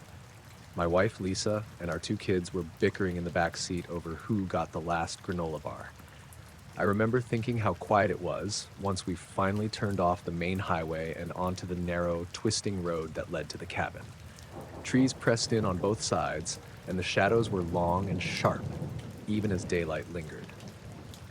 When we pulled up to the cabin, the parking area was just a small clearing, gravel dust rising under the tires. I killed the engine and got out first, stretching, feeling the cool mountain air seep into my jacket. The kids scampered toward the porch while Lisa unloaded the cooler. The view from the cabin was what we'd come for. The valley below, thick with forest, fading into the evening mist, while peaks curling like fingers into the clouds. We were unpacking when I first noticed it, this pale bluish glow over the valley. At first, I thought it was the fading sunlight, weirdly reflecting off the mist, but the angle was wrong. The sun had dipped behind the ridge on our side. There was no way light could have bounced like that. The glow was soft, diffused, like someone had taken a flashlight and smeared it across the fog, only it covered a much larger area than a handheld beam could. "Do you see that?" I asked Lisa, pointing toward the valley. She looked up from juggling coolers and grocery bags, frowning. "See what?" "The light, down there, over the valley." She turned, squinting, and her mouth went slightly slack. "Oh, wow, that's weird." The kids had now joined us, hopping around the porch railing, asking questions I couldn't answer. The glow was still there, pulsing subtly, like a heartbeat under the mist. I grabbed my camera from the bag, hoping to catch it, thinking a photo would make sense of it. But by the time I wrestled the lens out and turned it on, it had shifted. The edges were soft, blurred against the clouds rising from the valley floor, and then, in less than 30 seconds, it was gone. Just gone. I lowered the camera and rubbed my eyes, blinking rapidly, thinking maybe it had been an odd reflection, something with the mist catching the last light. Lisa shook her head, unsettled. It was too big, too bright, and there was nothing else. No fires, no trucks, nothing. We spent the next few minutes just staring down at the valley. The clouds hung low now, dull gray, normal, ordinary. The air smelled damp, earthy, and untouched, like it always did in these mountains.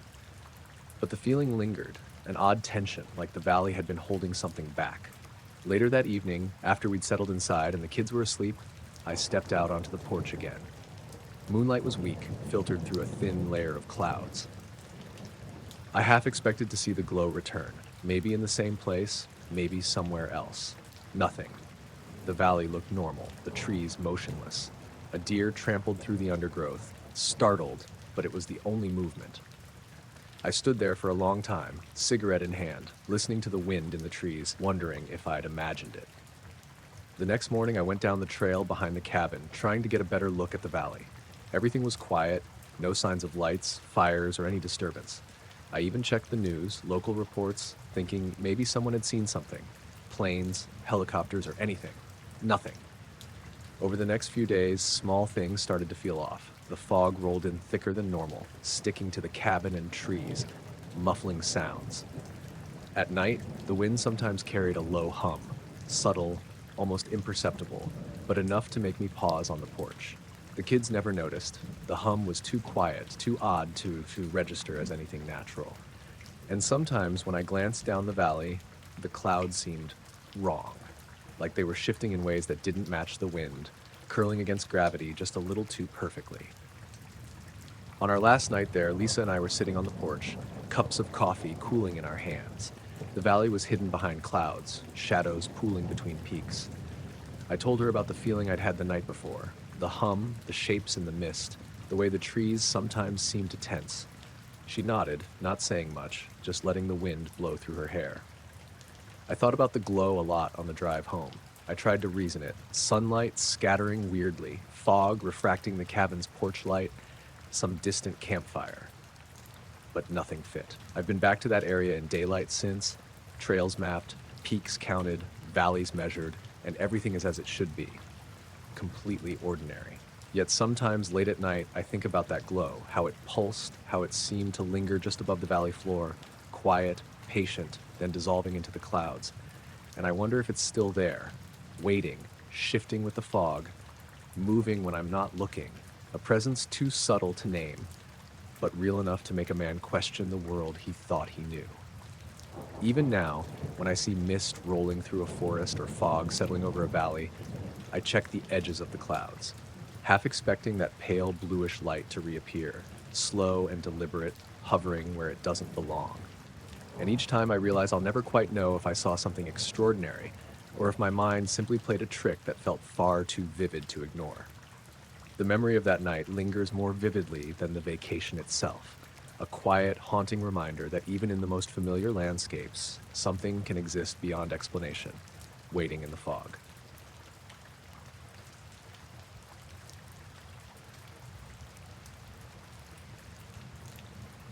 I was sitting on the small deck outside my cabin, a thermos of coffee in hand and my old binoculars resting against my knees.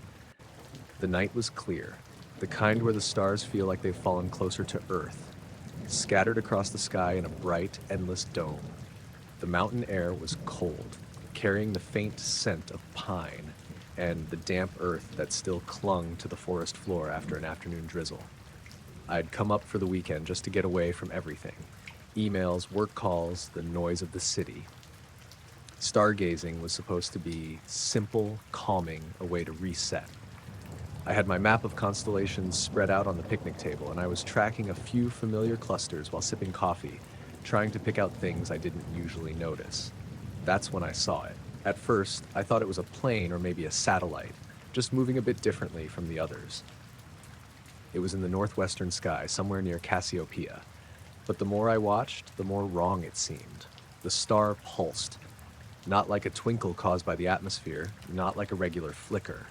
It was deliberate, almost rhythmic, like it was breathing in faint light. I brought my binoculars up slowly, trying not to shake my hands too much. When I focused on it, the pulsing became clearer, and it wasn't stationary. It moved subtly at first, just a little to the left, then back, then up a tiny fraction. Nothing like a comet or satellite I've ever seen. It didn't move across the sky like a plane or streak like a meteor. It was deliberate, controlled, and quiet. I leaned back for a moment, trying to convince myself I was imagining things. The night can play tricks on your eyes, I thought. I'd spent hours alone on the mountain before without anything happening, but I kept looking and the movement was there. I adjusted the focus on my binoculars, zooming in, trying to get a better view, and then it shifted. Not just a little nudge this time. When I looked again, the star, or whatever it was, wasn't in the same place. My heart jumped a little. I didn't hear anything, of course. There was no noise except for the occasional rustle of a branch in the wind, the distant hoot of an owl. But the object had moved against the backdrop of fixed stars, and when it did, the pulsing light dimmed, slowly fading until it was gone entirely, leaving nothing but black space and the faint shimmer of real stars behind it. I lowered the binoculars and rubbed my eyes, feeling an odd mix of confusion and that nervous thrill you get when something inexplicable happens. I stepped back from the railing and looked around. The forest below was dark, shadowed in patches where the trees blocked the moonlight. Nothing moved, no light, no sound beyond what was normal for a mountain night. I half expected it to reappear, but the sky was just sky again. I poured myself another cup of coffee, sitting down and trying to make sense of it. I kept glancing back at the area where it had been, trying to convince myself it was a trick of the atmosphere, a reflection, a misjudgment of perspective. But I knew what I'd seen. The star hadn't just twinkled, it pulsed and moved. I had binoculars, I had a clear line of sight. There was no reason for me to mistake it. I considered reaching for my phone to try to take a picture, but I hesitated. Zooming in with my binoculars had already felt like straining at the wrong end of a telescope. Too focused, too close, and the night's depth seemed to flatten in a way that made me uneasy. I didn't want to break that fragile reality with the harsh light of a camera flash or the digital screen. Still, I watched for a while, scanning the area carefully. Nothing. Not a flicker. Not a trace. Just the stars, each distant and silent in its proper place. I felt an odd sense of distance, like the mountain and the sky themselves had shifted somehow. My cabin seemed smaller, the deck felt narrower, as if the world had compressed for a moment around that pulsing light. Later, I sat inside, the coffee long gone cold, and tried to tell myself the usual explanations. Could be a satellite, maybe a plane with a weird light configuration, some optical illusion from the moist air after the rain. But nothing fit. Satellites move in straight, predictable lines, not subtle pulses that vanish. Planes make noise and their lights are steady. Optical illusions don't make something vanish into nothing, perfectly aligned with the stars without a trace. I tried telling myself I'd just misjudged the movement, but the pulse, that was unmistakable. It had a rhythm that felt alive, deliberate, almost attentive. And the way it shifted before fading, that wasn't something a random flicker does. I didn't sleep well that night. Every time I closed my eyes, I imagined the light sliding through the sky, pulsing slowly. I kept picturing the stars in that cluster, trying to see if it had been there again, somewhere out of sight, just waiting. The next morning, I hiked a little closer to the ridge above the cabin, scanning the horizon where I thought I'd seen it. There was nothing, just the trees and the distant mountains rolling into the next valley. I checked the sky for anything out of place, and of course, there wasn't a hint of movement. Birds flew lazily between the pines, the wind whispered through the trees, normal morning sounds. I went about my day, but I kept catching myself glancing at the sky, my mind returning to that pulsing light. I wondered if anyone else had seen it, if maybe it had been something mundane I'd never recognize. But the idea didn't satisfy me. It had been too precise, too strange, too deliberate. Over the next few days, I returned to the deck at night, binoculars in hand, scanning the same patch of sky. The stars were all where they should be. The cluster near Cassiopeia was normal, stable, nothing out of place. I even brought a small telescope I keep in the cabin, setting it up to track that sector. Nothing. Not a flicker, not a pulse, nothing moving against the star field. I keep thinking about it, though. The memory of that light is stubborn. The way it pulsed, the rhythm of it, the way it shifted against the stars, deliberate and calm. The forest and the mountains looked ordinary when I returned, but for a moment, the sky had been someone else's or something else's. I don't know what it was, and I don't know if I'll ever see it again.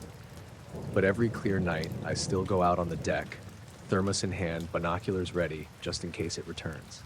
And every night I hope and I wait, scanning that same quiet patch of stars for a movement that might not happen.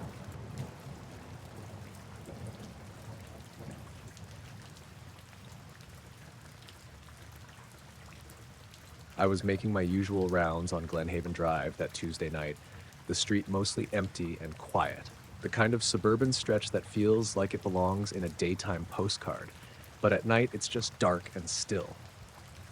I'd finished most of my route, the evening chill settling in as the streetlights flickered weakly above. My van's headlights caught the rows of neatly trimmed lawns and identical mailboxes, and I was thinking about grabbing a coffee at the gas station before heading back to the depot. Then, I saw it. I slowed the van to a crawl, squinting through the windshield, trying to figure out what made me pause. All the mailboxes along the north side of the street were glowing, not like a streetlight hitting them at a weird angle, not reflective from car lights. They had a pale, almost bluish-white glow, like a thin layer of fog settled on them and lit from within. The glow was uniform, smooth, no flicker, no warmth. It just was. I rubbed my eyes, thinking maybe the streetlights were playing tricks or there was some reflective tape I hadn't noticed. But no, the glow seemed to hover above the boxes, slightly lifting them from their posts, or at least giving the illusion of it. I cut the engine and stepped out, the asphalt cold under my boots and the usual night sounds, a distant dog barking, wind rustling leaves, suddenly felt muted. The glow seemed to absorb sound in some way, or maybe it just made me hyper-aware of the absence of it. I walked closer, keeping my flashlight in my hand, but turned off. I didn't want to disrupt whatever this was. The glow didn't flicker or move toward me. It just stayed above the mailboxes, steady and silent. I could see the numbers on the boxes clearly, but the light didn't come from them. It seemed to float just a few inches above. I half expected it to reveal something hidden, a reflection of someone standing there.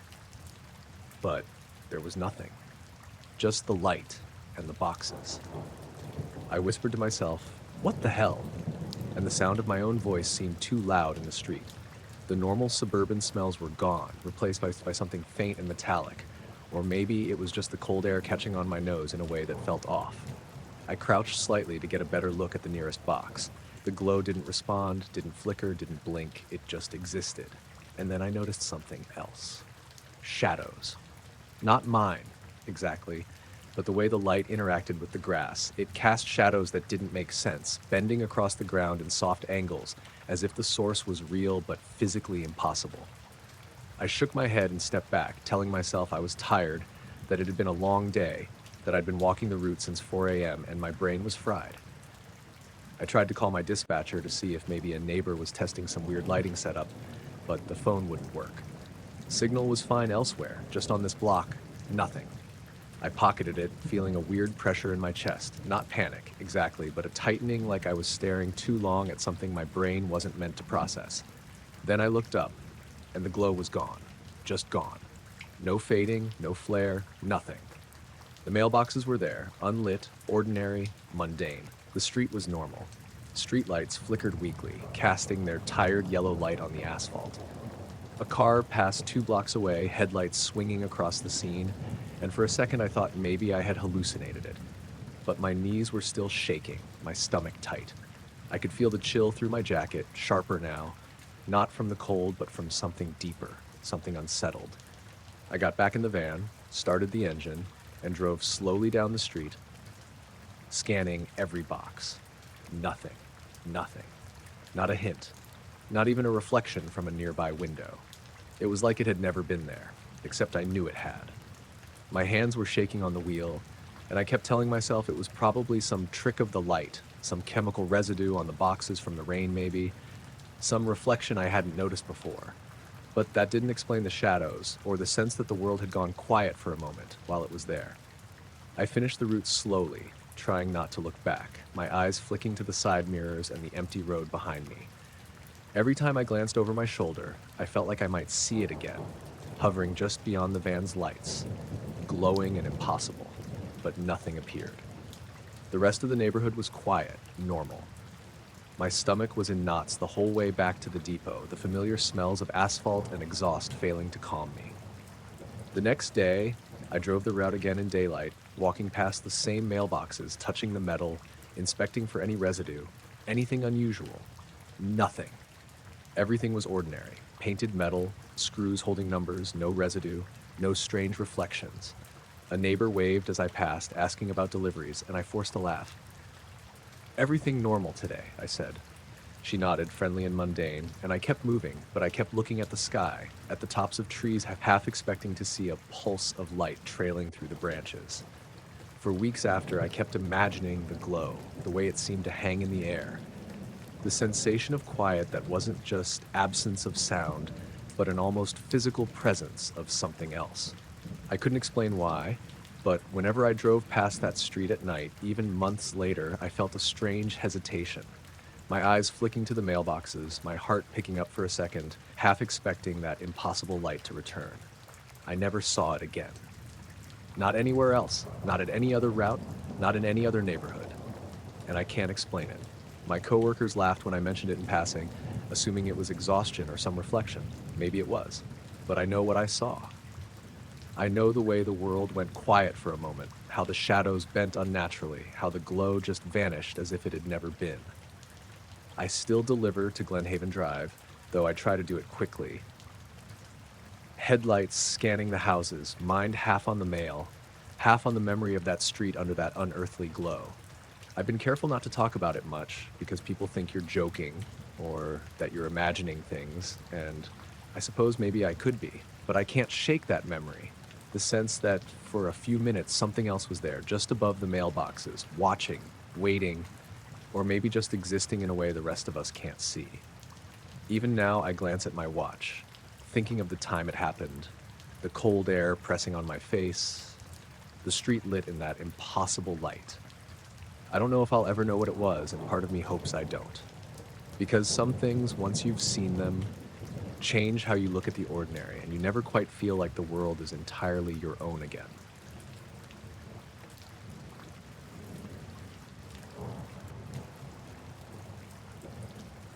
The night had been quiet up until the sound hit me. I was sitting on the porch with a cup of coffee, the kind that's more habit than taste, listening to the occasional car passing down Elmwood Lane. It was early July, warm enough that the air had that sticky summer feel and the sky was clear, the stars spilling like spilled sugar. That's when the wind chimes started clanging. Not softly, not once or twice, but full on, the metal rods striking each other in a rhythm that didn't make sense. There was no wind. The trees weren't moving. I even glanced up and watched the leaves, thinking maybe a gust had picked up, but everything hung perfectly still.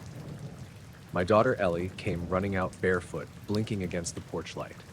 "Mom, Dad, the chimes," she said, pointing toward the yard. My wife Rachel followed, wrapping a towel around herself as if the sound had somehow chilled her. "I don't know," I admitted, standing, coffee forgotten on the railing. "I thought maybe it was a branch, or..." I stopped because even as I spoke, the clanging grew louder, faster. It wasn't a gust of wind. It didn't sound random. It sounded like something was deliberately striking them, but slowly, methodically, without anyone there. We all froze, listening, trying to locate the source. The sound faded as quickly as it started, leaving the quiet of our backyard intact. I leaned on the railing, rubbing my forehead. "Okay, that's weird. Very weird," I said. Rachel gave me that look that says she thinks I'm underestimating how odd this is. Ellie was gripping my arm, eyes wide, waiting for me to explain. I didn't have one. Then I saw it. It was pale, almost like a fogged-out moon hovering just above our yard, just past the lilac bush we'd planted last spring. The glow wasn't harsh, not like a flashlight or a porch light. It was soft, diffuse, bluish-white, and it hovered, completely motionless, maybe a foot or two above the grass. My first thought was reflection, or maybe a car parked somewhere throwing headlights our way, but there was nothing. No road, no cars, just our yard and the faint glow. I stepped forward slowly, instinct telling me to stay calm, my kids behind me. The light didn't react. It just hung there, pulsing ever so slightly, like it was breathing or alive in some way I couldn't grasp. I couldn't hear anything from it. No hum, no vibration, just that faint light that seemed to push the dark away from the yard. "Dad," Ellie whispered. It's pretty." I swallowed hard. Pretty wasn't the word I'd use. Unsettling, maybe, intriguing. I squinted, trying to figure out its size, its shape.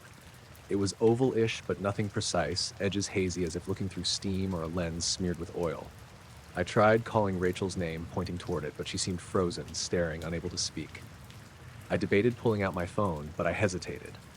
Something about taking a picture felt intrusive, like I'd be breaking some rule I didn't understand. I watched it, trying to remember every detail.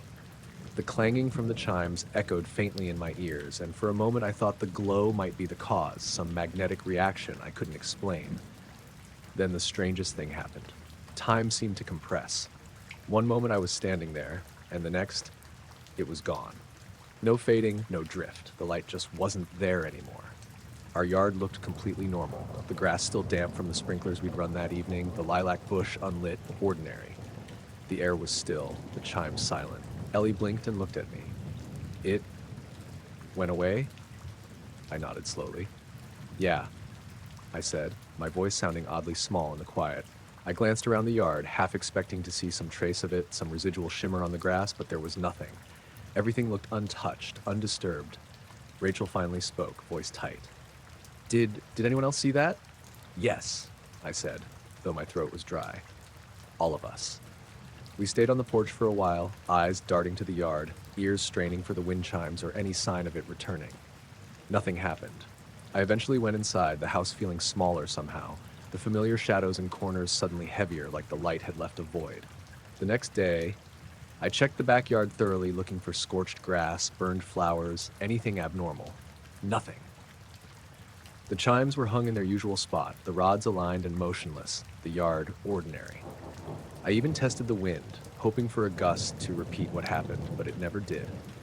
I thought about telling my friends, but I knew they'd dismiss it. I kept it mostly to myself, though sometimes I bring it up casually, testing reactions. Most people laugh, some shrug it off, a few get that look that says they want to believe but don't. I can't explain it either. No sound, no wind, nothing left behind. Just that light hovering, and the moment it vanished, the yard returned to normal. Weeks passed, and life went on. I drove to work, paid bills, mowed the lawn, and occasionally, when I passed the backyard in the evening, I half expect the glow to return, half expects the chimes to start clanging again on their own. But it hasn't. Sometimes at night, when I'm up late, I hear the faintest echo of metal striking metal in my memory, and I feel that same prickling unease across my skin, like a warning or a reminder. I know it wasn't a reflection, I know it wasn't a trick of the light, and I know we weren't imagining it. Something was there, hovering, silent, watching, or maybe just existing. I can't explain it, and part of me doesn't want to, because whatever it was, it didn't harm us. It just showed up, made the world feel smaller for a moment, and left, leaving us alone with the question of what else might be out there, hovering quietly beyond understanding. I haven't seen it again, and I don't think I ever will. But every time I hear the wind chimes at night, even when the air is still, I stop and listen. And I swear, for a brief second, I can almost feel that pale light hovering just beyond the yard, watching, waiting, silent.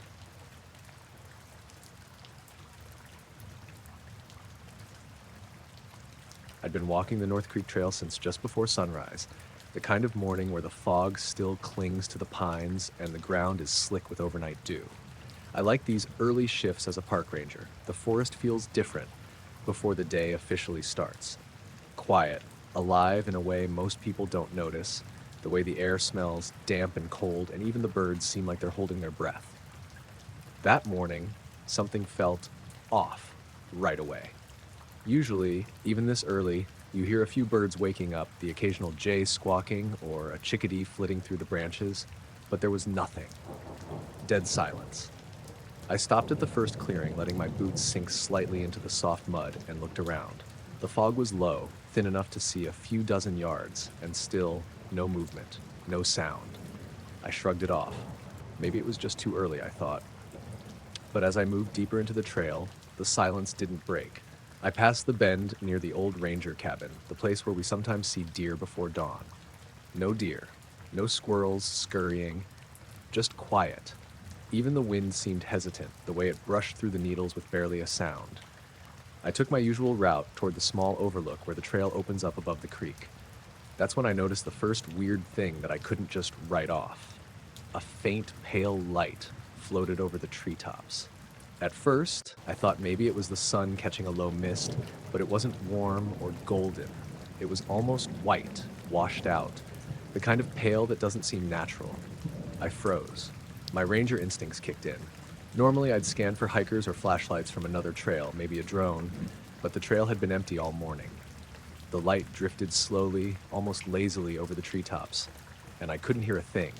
Not the usual birds, not the wind, not a plane or a car from the road half a mile away. I lifted my binoculars from my pack and zoomed in.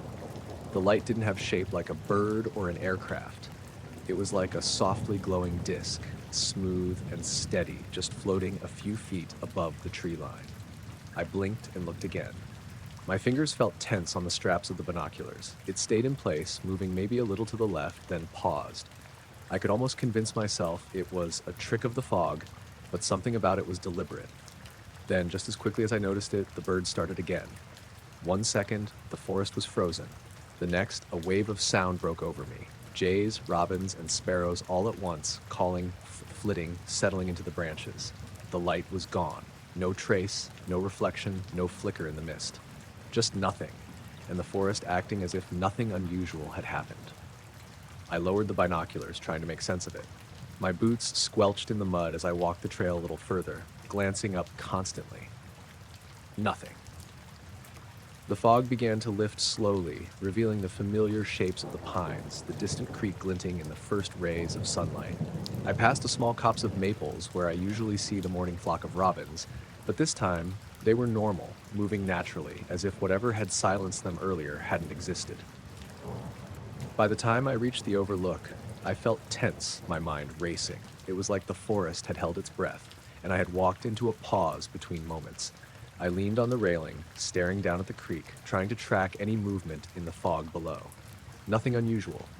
No lights, no shapes, just the creek glimmering silver and gold in the rising sun. I kept my phone out, thinking maybe I could catch something if it appeared again, but it stayed silent. No camera or flashlight could explain what I'd seen. The light had been too steady, too distinct, and it had vanished completely when the forest woke. I even tried replaying the moment in my mind, remembering how the light seemed almost liquid, floating with a calmness that didn't belong to anything I'd ever seen in the forest. I walked back toward the ranger cabin, still alert, scanning every branch and fog-shrouded corner. The forest felt normal again, yet the memory of that light lingered. I passed the spots where I usually see deer and squirrels, noticing the way the morning mist made everything look sharper, brighter, but it didn't hide anything unusual. Nothing was following me, nothing trailing behind me. The forest was calm, as if nothing had happened, except I knew it had. Back at the cabin, I sat at the table, mug of coffee steaming in front of me, and tried to talk myself down. Could it have been a reflection? A prank? My mind playing tricks on early morning fatigue? None of it fit. The precise silence before, the way the light hovered and then disappeared exactly when the forest seemed to wake, the certainty that I had seen something real. Over the next few days, I patrolled the same trail, same early hour, same foggy mornings, and I didn't see anything like it again. Birds sang, squirrels chattered, deer grazed. The forest returned to itself, and I kept thinking maybe I had imagined it all, but I couldn't shake the feeling that something had been there. Intentionally, quietly observing, and then gone. I haven't talked about it much, only to a coworker who didn't press, just nodded. I ride the trails in the early mornings still, keeping my eyes on the treetops, sometimes catching the pale wash of fog in the sun and wondering. The forest feels the same, but I know it isn't quite the same as it was that morning. Something passed through or hovered above and left only the memory of silence and light. Even now, weeks later, when I walk the trail and the fog sits low, I can feel that pause in the air. The birds seem louder sometimes, the forest sharper. I keep expecting, or maybe hoping, to see that light again, but I haven't. And maybe that's part of it. Knowing it was real, knowing it left no trace, and realizing that some things can exist right in front of you and vanish before you understand them.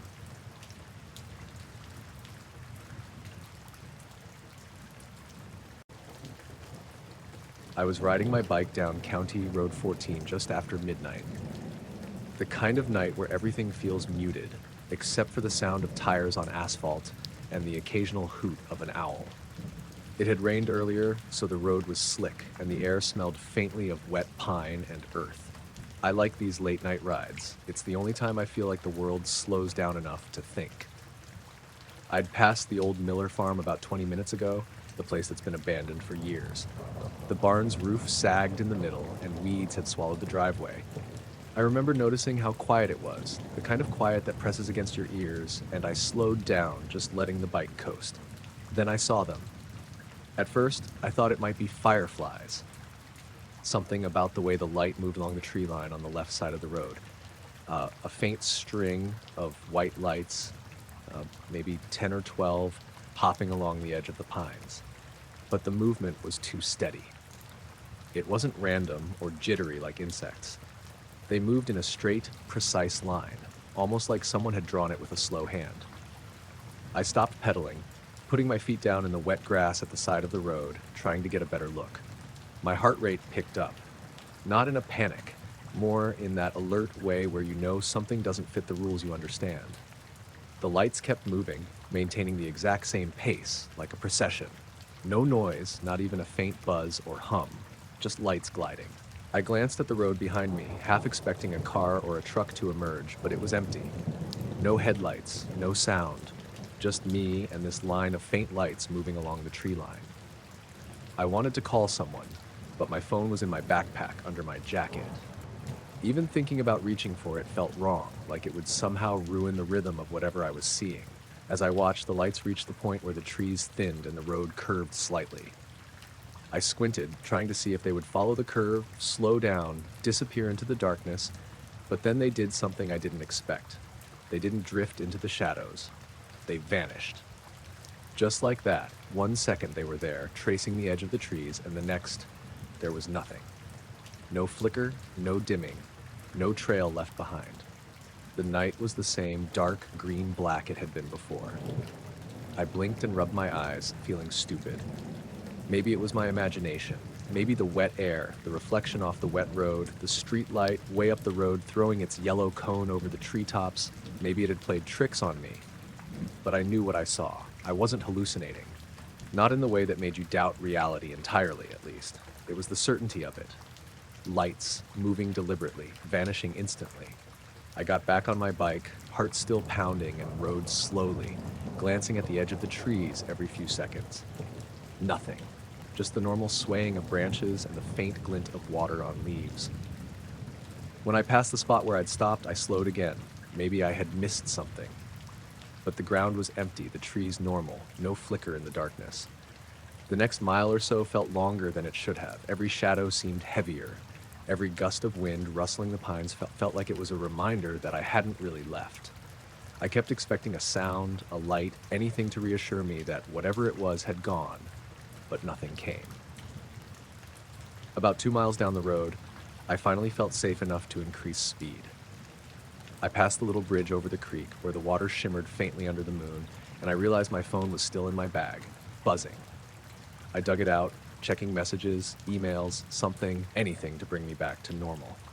At home, I locked the garage behind the bike and leaned it against the wall, still trying to process it. Rachel was asleep, the house quiet except for the hum of the fridge. I poured a glass of water and went to the window that faced the backyard. Nothing. Just the backyard, the fence, the trees swaying gently. I felt like I should see the lights again, as if keeping watch would make sense of it. But there was nothing. I've been back on that road since, during the day and at night, riding past the Miller farm and the tree line where it happened. Nothing. No lights, no movement, just empty trees and shadows. Sometimes I wonder if it had been a drone, some kind of testing from a neighbor, but the way the lights moved didn't match anything I've ever seen. No cameras, no blinking red markers, no sound. It felt intentional, like the lights knew I was watching. And the moment I gave my full attention, they disappeared. I haven't told many people about it. Friends would either laugh or chalk it up to imagination. But I keep replaying it in my head, trying to remember every detail. The exact path along the trees, the rhythm of the lights, how they didn't change pace, how they disappeared in one instant. I ride that road sometimes, late at night, hoping to see them again. I haven't. But there are moments when the wind moves just right through the pines, or when the road glistens with leftover rain, that I swear I catch a faint glow in my peripheral vision. And every time I stop, heart quickening, and I wait, remembering the certainty that something had been moving just along the edge of those trees, just beyond understanding, silent, deliberate, and gone. I still don't know what it was. And maybe that's the part that's hardest, knowing something unusual happened, knowing it was real, and yet having no explanation, no trace, nothing concrete to hold on to. Just a memory of lights moving through the dark and the quiet knowledge that the world is stranger than I'd ever thought.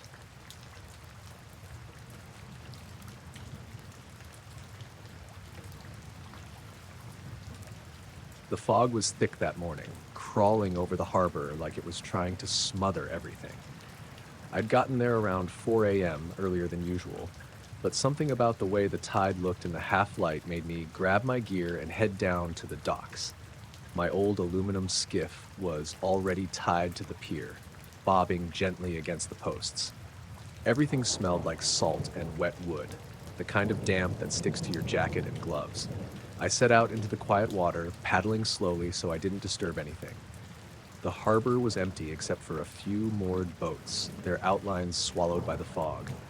Normally by this time, gulls were already circling, squawking over whatever scraps had washed in overnight.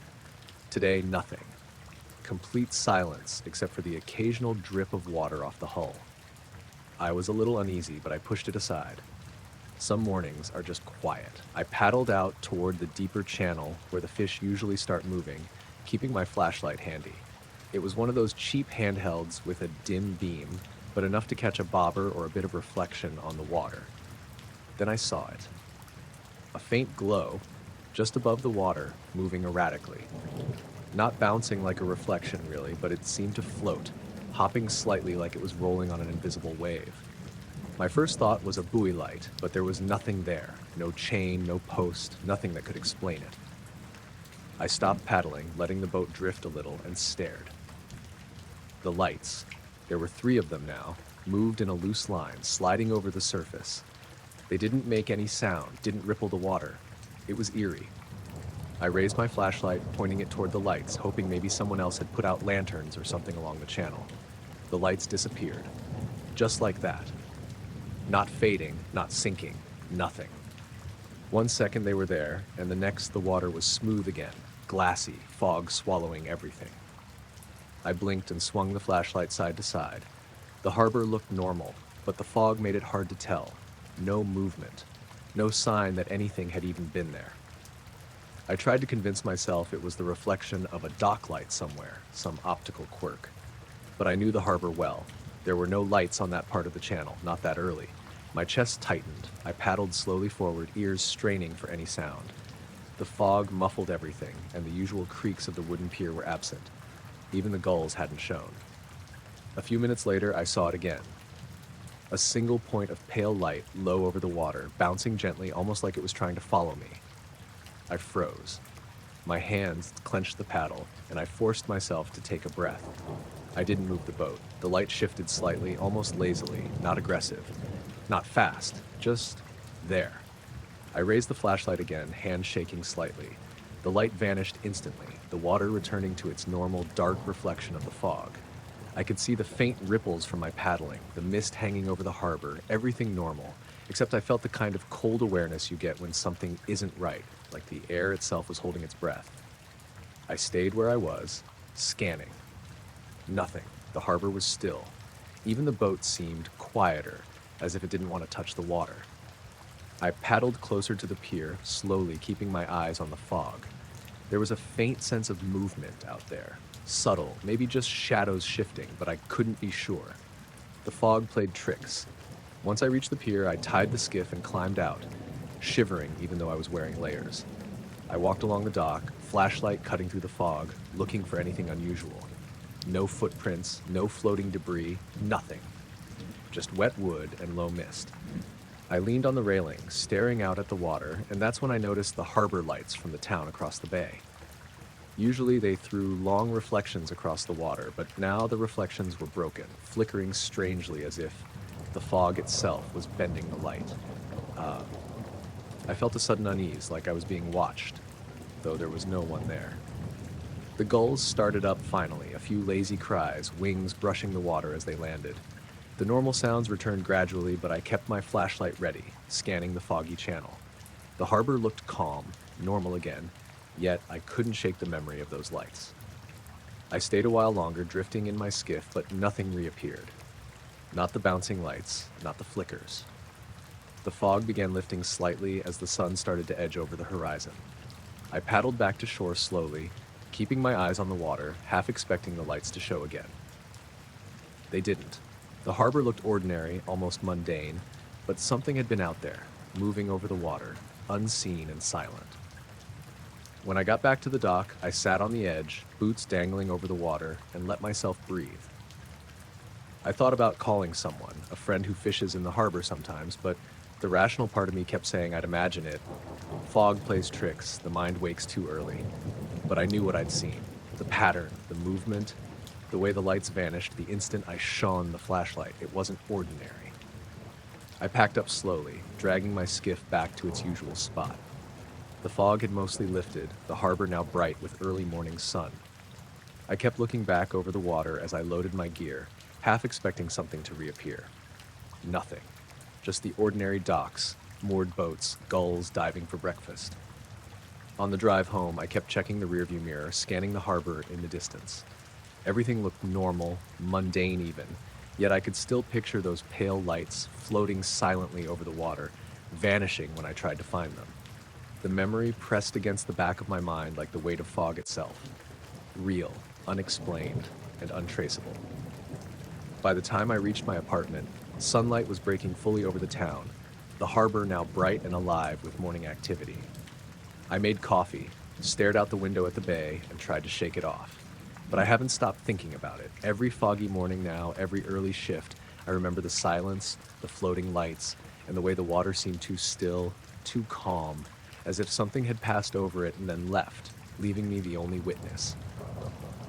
Even now, when the harbor fog rolls in again, I glance toward the channel, flashlight ready in hand out of habit, half hoping and half dreading. Nothing appears, but I know it was there, moving over the water, waiting, or maybe just passing, completely silent and completely gone before I could understand it.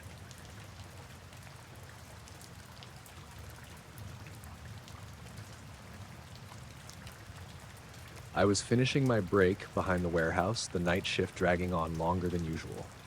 It was late, around 2:30 a.m., and the whole industrial park felt empty, except for the hum of the refrigeration units and the occasional squeak of metal against metal.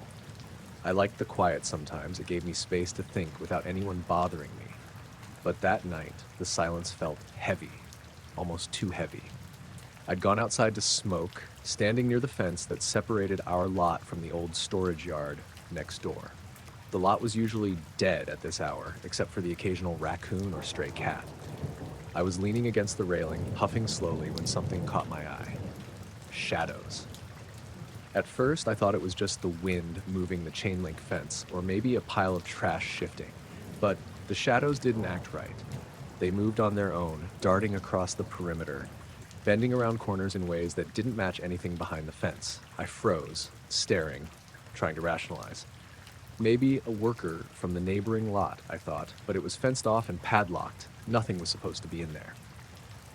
The shadows paused when I took a step closer. My heart picked up, a low, tight thrum in my chest. The air felt thick, almost metallic. I squinted into the darkness, waiting for my eyes to adjust. That's when I saw it. A pale light, hovering just above the ground on the other side of the fence. It wasn't bright, just a soft, bluish-white glow, and it didn't flicker like a flashlight or a lamp. It moved, slowly, as if drifting with no sound at all. My first instinct was to step back, but curiosity pinned me in place. I raised my hand to block the cold wind, and the light shifted slightly, like it noticed me. I swallowed and whispered to myself, "What the hell?" The shadows that had been moving along the fence stopped completely. Everything froze, except that glow. I tried to focus, my eyes darting around for a shape, any sign of a person or an animal. Nothing. Just the light, smooth and quiet, suspended over the ground. I took a cautious step toward it, thinking maybe it was something reflective, a discarded piece of metal catching a distant light. But as I moved, the light responded. It lifted slowly, almost imperceptibly, and drifted sideways, vanishing behind the edge of a shipping container before I could get a proper look. I reached out instinctively, as if I could grab it, and it was gone. The shadows along the fence were still, the lot silent again. I blinked, rubbed my eyes. "I must be seeing things," I muttered. I walked along the fence, trying to see where it had gone. Nothing, no light, no movement, just the faint hum of the refrigeration units. My phone was in my pocket, but I hesitated to pull it out. Cameras never do justice, and I didn't want the glow to vanish if it returned. I stayed near the fence a little longer, scanning the lot, my ears straining for anything out of place. That's when I noticed the shadows again, shifting, small flickers along the ground. I couldn't tell if it was from the light of a distant street lamp or something else. I stepped back, heart hammering, telling myself I was being paranoid. On the way back to the break area, the air felt wrong, like someone or something was watching from just out of sight.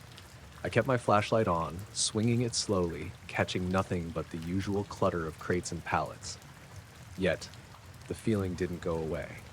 My skin prickled, and every instinct screamed at me not to linger. When my break ended, I went back inside, but the unease followed. I kept glancing at the windows facing the yard, half expecting to see that soft glow again. It didn't appear, though I thought I saw a flicker just beyond the fence once, too quick to be sure. The rest of my shift dragged, and I found myself telling anyone who'd listen that the yard looked weird tonight, that the shadows were off. Most shrugged it off. "Night shift messes with your eyes," one of the maintenance guys said. "Maybe. But I knew what I saw. Something was there, moving just out of reach, ignoring the rules of the place. Driving home, the streetlights felt dimmer than usual. My van's headlights illuminated the road, but the edges of the tree line seemed to shift unnaturally. I kept expecting to see the glow hovering behind a fence or tree, and every time I blinked, I'd catch a faint trace in the corner of my vision, gone when I looked directly. When I got home, I locked the doors and sat in the living room for a while, staring out at the street. Everything was quiet. The hum of distant traffic, the occasional dog barking, nothing like the yard behind the warehouse. I tried to shake the feeling, telling myself the glow had been some trick of the fog and the shadows. But the memory was too vivid. The way it moved, the way the shadows froze when it appeared, the way the air itself seemed heavier. None of it fit anything I'd experienced before. Over the next few nights, I avoided the yard entirely. Every shift, I glanced toward the fence, half expecting it to happen again. Sometimes the shadows seemed to twitch unnaturally, and I'd catch a flicker of light out of the corner of my eye. But it never repeated exactly. Even now, weeks later, I notice things. A glint on a chain-link fence, a shadow that doesn't behave right, a flicker of light in the mist outside my window. I can't explain it, and I don't try much anymore. I just remember the hum, the quiet that followed, and the glow that moved on its own, ignoring everything I know about the world. It's there in the memory and sometimes in the corner of my vision. Always just out of reach, never fully revealing itself. And I keep thinking, if it ever comes back, will I see more, or will it vanish before I can even notice it? I still do my job, make my deliveries, finish my shifts, but I walk a little faster past the lot now. And when I hear something that shouldn't be there or see shadows behaving oddly, I stop, look, and remind myself that sometimes the world holds things that don't obey the rules we understand. And maybe, just maybe, that pale glow drifting behind a fence isn't finished showing me what it wants me to see.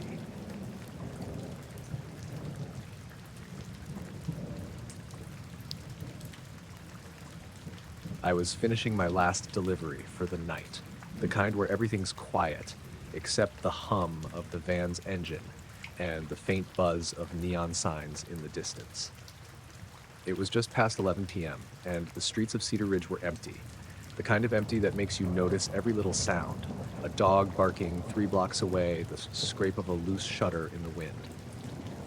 I'd done this route enough times that I knew every turn and shortcut without thinking.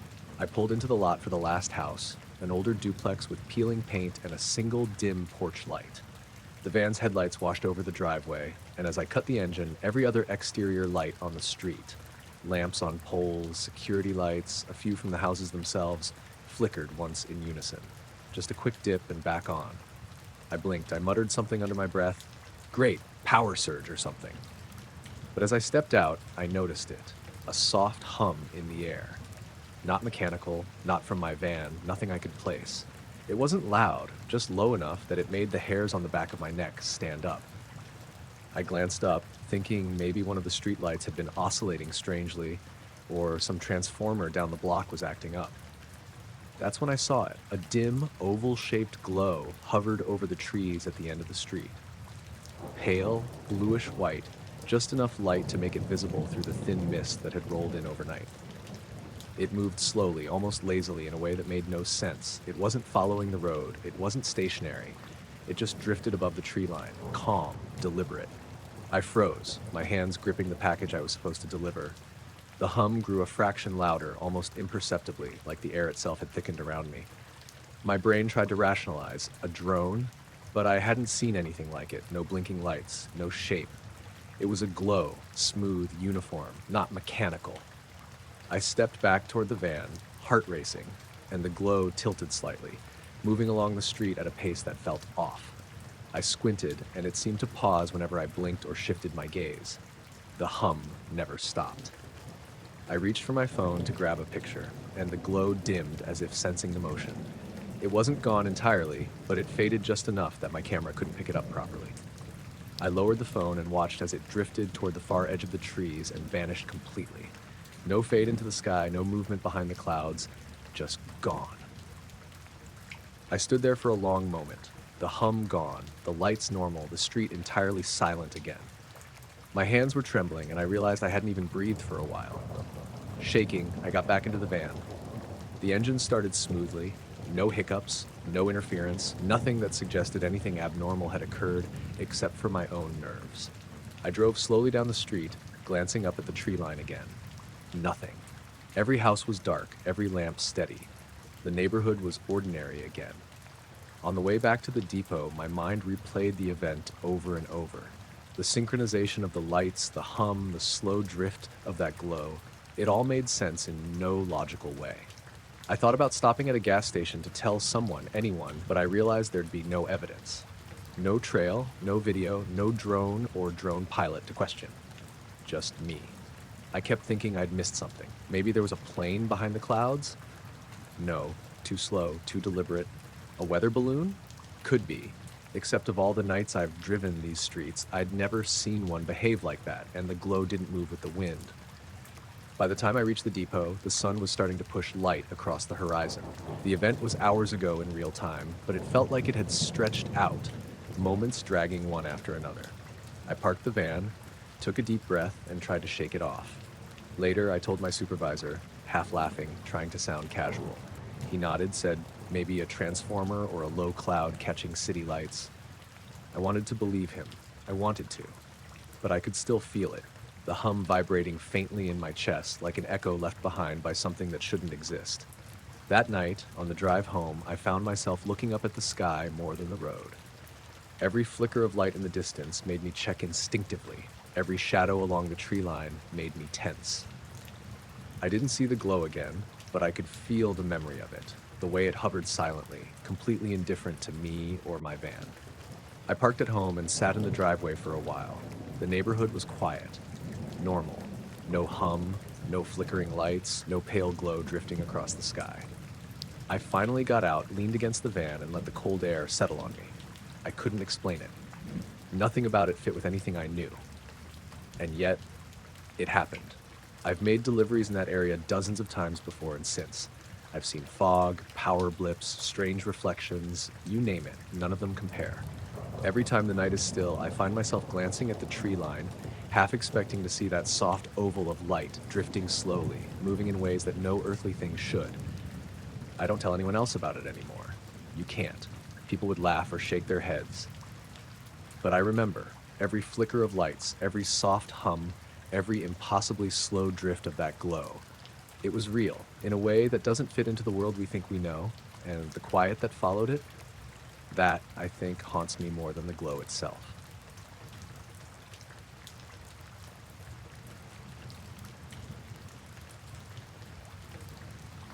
I was midway through a solo weekend hike up in the Cascades, the sort of trip I'd done countless times. But that morning, something felt off from the start. The fog hung thick around the lower ridges, clinging to the trees and bleeding down into the valleys. I'd parked near the trailhead around 5 a.m., and the air was damp and cold, the kind of wet chill that seeps through your jacket if you're not careful. I started up the ridge just as the first hint of light pushed through the clouds. I had my usual gear, pack, water, granola bars, and my phone for navigation and emergency signals. It never failed me. But as I reached the first major lookout, I noticed my phone acting weird. No signal. That wasn't unusual so far up, so I shrugged it off, assumed it was the trees or the rocks interfering. But then my GPS stopped updating, and my watch, my digital watch, froze. Everything electronic in my pack was dead as if someone had hit a kill switch. I frowned and looked around. The ridge was deserted, no other hikers anywhere, not even a squirrel moving through the mist. The air felt heavier, but I couldn't explain why. I checked the phone again. Nothing. No service bars, no GPS lock, just a blank, unresponsive screen. I kept climbing, trying to shake the unease. The fog thinned as I gained elevation, and the sun was starting to rise, though it struggled through a thick gray cloud layer. That's when I saw it. Above the ridge, maybe 50 yards off the trail, a faint light hovered in place. It wasn't a street lamp or a reflection. There was nothing to reflect, just mist and rocks. But it had a soft, pale glow like a distant lantern smothered in fog. It wasn't moving fast or making a sound, just hanging there, almost absurdly still. I stopped and stared. My first thought was a helicopter caught in low visibility, but the outline was wrong. There was no noise, not a single whir of blades, no blinking red or green lights either. And the shape wasn't sharp or angular, it was diffused, almost watery around the edges, like the fog itself had taken form and held a light inside it. I raised my binoculars, trying to get a better look. When I focused on the glow, it shifted slightly, almost as if it noticed me. I dropped the binoculars, heart hammering. I was alone on a ridge, miles from the nearest road, and nothing I could recognize was up there. I took a cautious step forward, half expecting it to move or vanish. Instead, it stayed put, lingering. The more I looked at it, the weirder it felt. I tried my phone again. Dead. My headlamp wouldn't turn on either. My watch, normally reliable, just sat there, frozen at 5:47. It wasn't a coincidence. Everything electronic had stopped the moment I noticed the glow.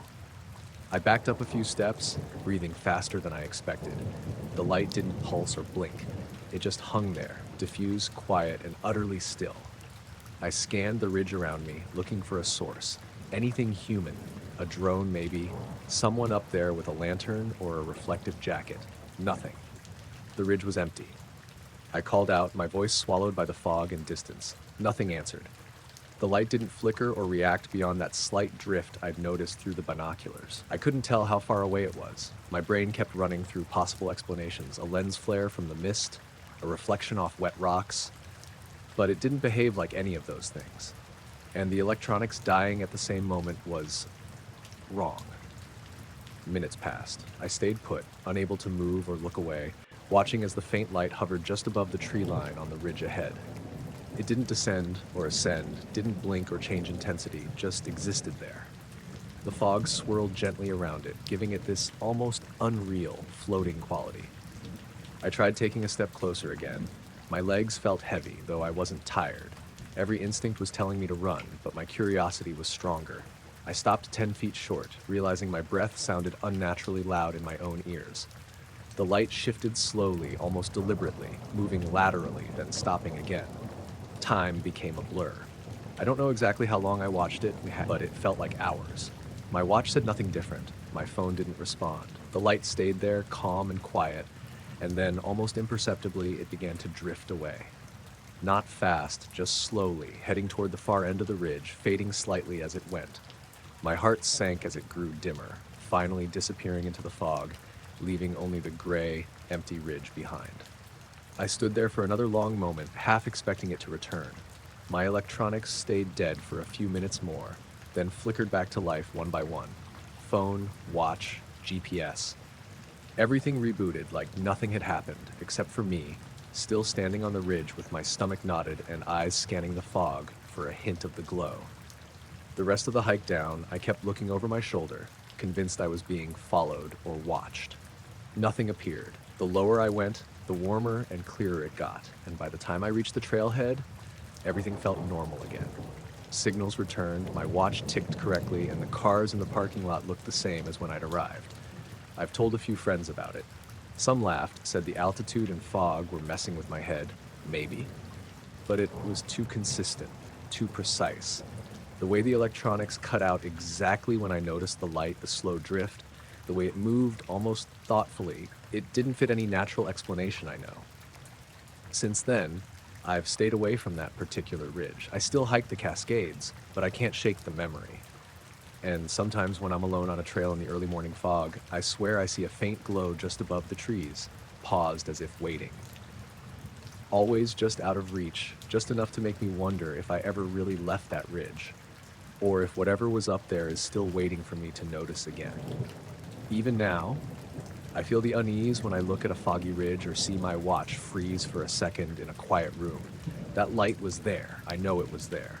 And part of me keeps wondering if the next time it won't drift away at all.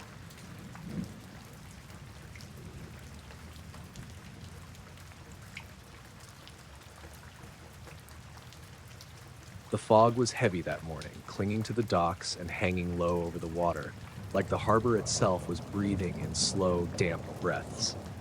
I had gotten there earlier than usual, around 4 a.m., mostly because I couldn't sleep. The town still slept, the streetlights cutting dull orange circles through the mist, and the air smelled sharp, wet, and briny.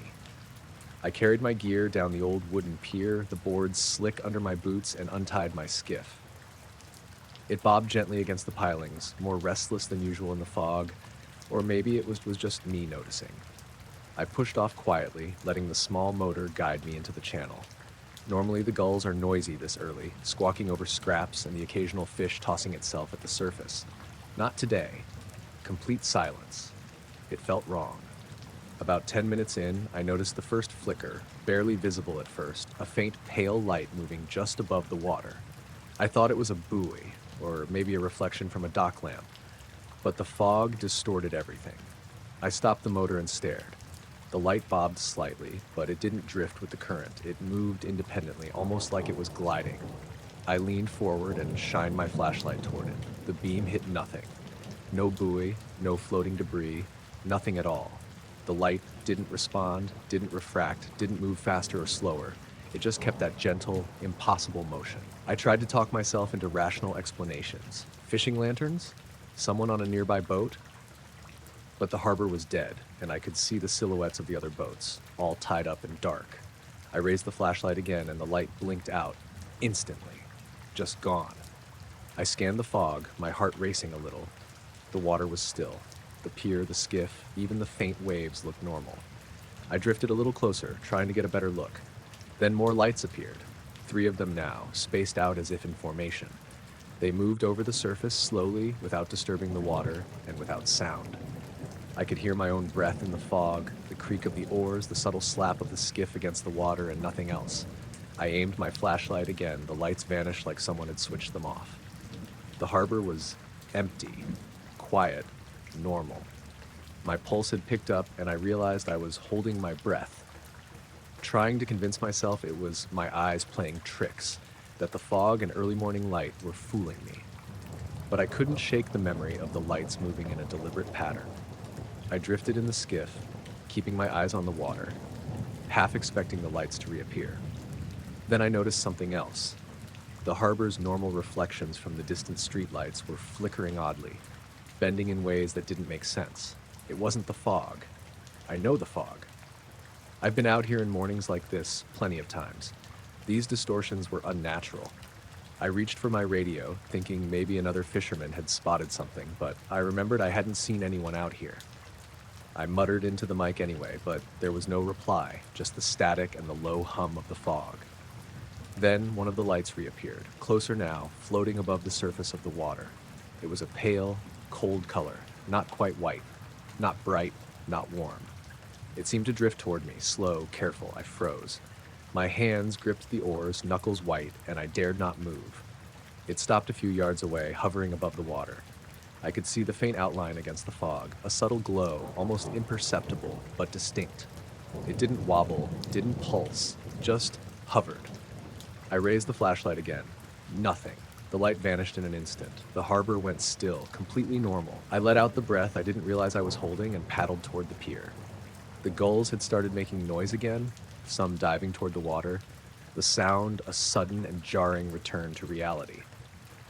The streetlights across the bay reflected normally on the water, and the skiff's gentle rocking felt mundane. I tied the boat up and sat on the edge of the pier, staring into the fog. My hands were still shaking slightly, and I realized my chest ached with tension I hadn't noticed. I tried to rationalize what I'd seen. Reflections, hallucinations, tricks of the light. Maybe, but I knew the pattern of movement, the way the lights vanished the moment I tried to illuminate them. That couldn't be explained by fog alone. I stayed for a while longer, watching the water, hoping maybe to catch the lights again or some sign, but nothing moved. Everything was ordinary. The sun was just beginning to rise, dull orange bleeding through the fog, and the harbor came alive again. Boats started motoring out, gulls screeched and swooped, and the fog lifted gradually, revealing the familiar shapes of the town and the distant hills. I packed up slowly, dragging my skiff back to the storage area. Every now and then I glanced back over the water, half expecting to see the pale lights drifting silently toward me again. They never did. On the drive home, I kept my eyes on the harbor in the rearview mirror. Everything seemed ordinary, but I couldn't shake the feeling that something had moved over the water, something that wasn't part of the harbor, the fog, or the early morning. When I got home, I made coffee and stared out the window at the bay. It looked calm, completely normal. but I could still picture the lights floating silently over the water, vanishing the instant I tried to find them. Even now, when the fog rolls in over the harbor in the mornings, I glance toward the channel. Nothing appears, but I remember. I remember the way the water seemed too still, too perfect, like it had been watched. And I know I was the only one there to see it.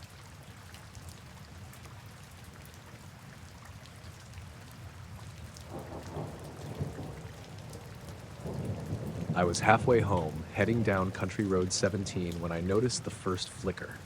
The street light above the bend, the one that's always dim and leaning, blinked off for just a second, then back on. I thought maybe it was a surge from the rainstorm earlier or a loose connection, so I didn't think much of it. But then the next one, about 100 yards further, did the same thing. Flickered, went out, then came back.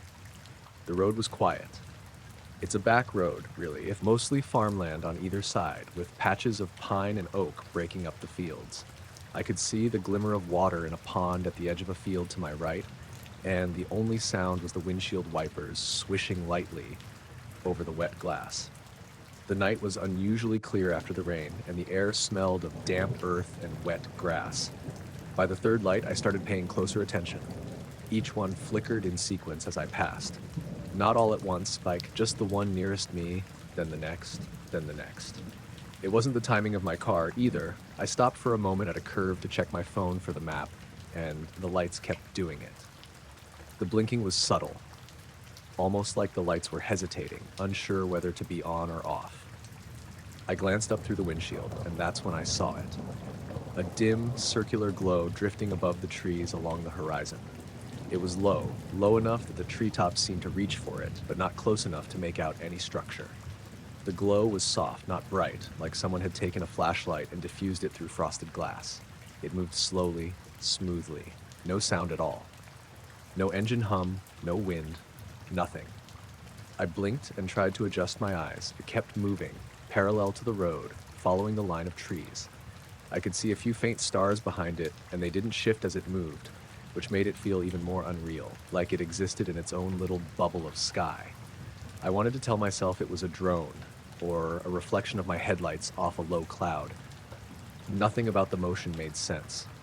No drone I'd ever seen moved with such smooth, even motion, and the sky was clear, no clouds low enough for reflection. I slowed my truck and parked on the shoulder, leaving the engine running. The flickering streetlights continued, as if the glow in the sky and the lamps on the road were connected somehow. I got out, feeling the wet grass soak through my boots, and leaned on the hood, just staring.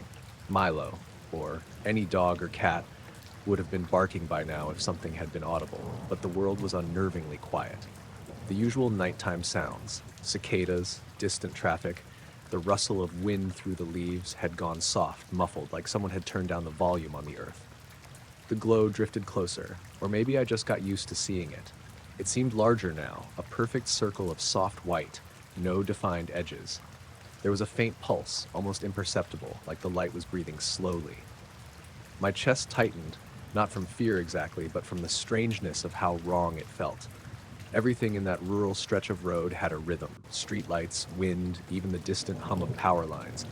But this thing had no rhythm I could read. I reached for my phone to take a photo. The screen lit up the interior of the truck faintly. I aimed at the glow and tapped the shutter. Nothing appeared. The display was blank, only my hands and the steering wheel visible, as if the camera refused to capture it. I tried again, moving closer to the edge of the road, and the same thing happened. The glow paused above a stand of pines, almost perfectly still for a few seconds. Then the streetlights all blinked back to steady at full brightness, one by one, and the circular light tilted slightly before drifting upward. Slowly, it rose above the tree line, the way a balloon catches a draft, until it disappeared into the blackness. The sky was empty again. The stars looked normal. The wind picked up, rustling the leaves as though nothing had happened. I stood there, breathing hard, trying to make sense of it. Every rational explanation I had kept colliding with the memory of the light. No sound, no wings, no reflection, no device. Just that soft, circular glow, drifting against the night like it had weight, but no gravity. I got back in the truck, hands trembling slightly, and drove home slowly, eyes glued to the treetops, expecting it to reappear. but it didn't. At home, I told myself it was a weird reflection, maybe a plane with landing lights diffused through the low clouds. But the clouds were gone. Maybe a drone, but I hadn't heard a motor. Maybe a satellite, but it had moved too slowly and was too low. None of it fit. I checked the truck lights and interior before getting inside the house. Everything seemed normal. I closed the door behind me and leaned against it, heart still thumping. The house smelled faintly of damp wood from the rain. I left the porch light off, went to the kitchen to pour a glass of water, and even though the room was quiet, my ears were ringing slightly, like the air was still settling. Over the next few days, I found myself checking the treetops when I walked past the windows, feeling a little too aware of the night. Every flicker of a streetlight made me glance upward, half expecting to see the same glow. Milo, my cat, seemed fine. The neighbors hadn't noticed anything, or maybe they had but didn't speak of it. I didn't tell anyone else, because how do you explain a dim, drifting circle of light that disappears? I keep thinking about the way it moved, calm, controlled, and utterly silent. The pulse of the light almost like it was alive in some way I couldn't understand, and the way the streetlights flickered, as if connected, responding to its presence. It's been a week, and the memory feels as strange now as it did that night. Every time I drive down Country Road 17, I glance at the sky, half expecting to see that circular glow again. It hasn't returned. The streetlights work fine, the trees sway normally, the night is quiet but normal. But sometimes when the air is still, I think I can feel it passing above, just out of sight, moving silently across the sky. And I still wonder what it was.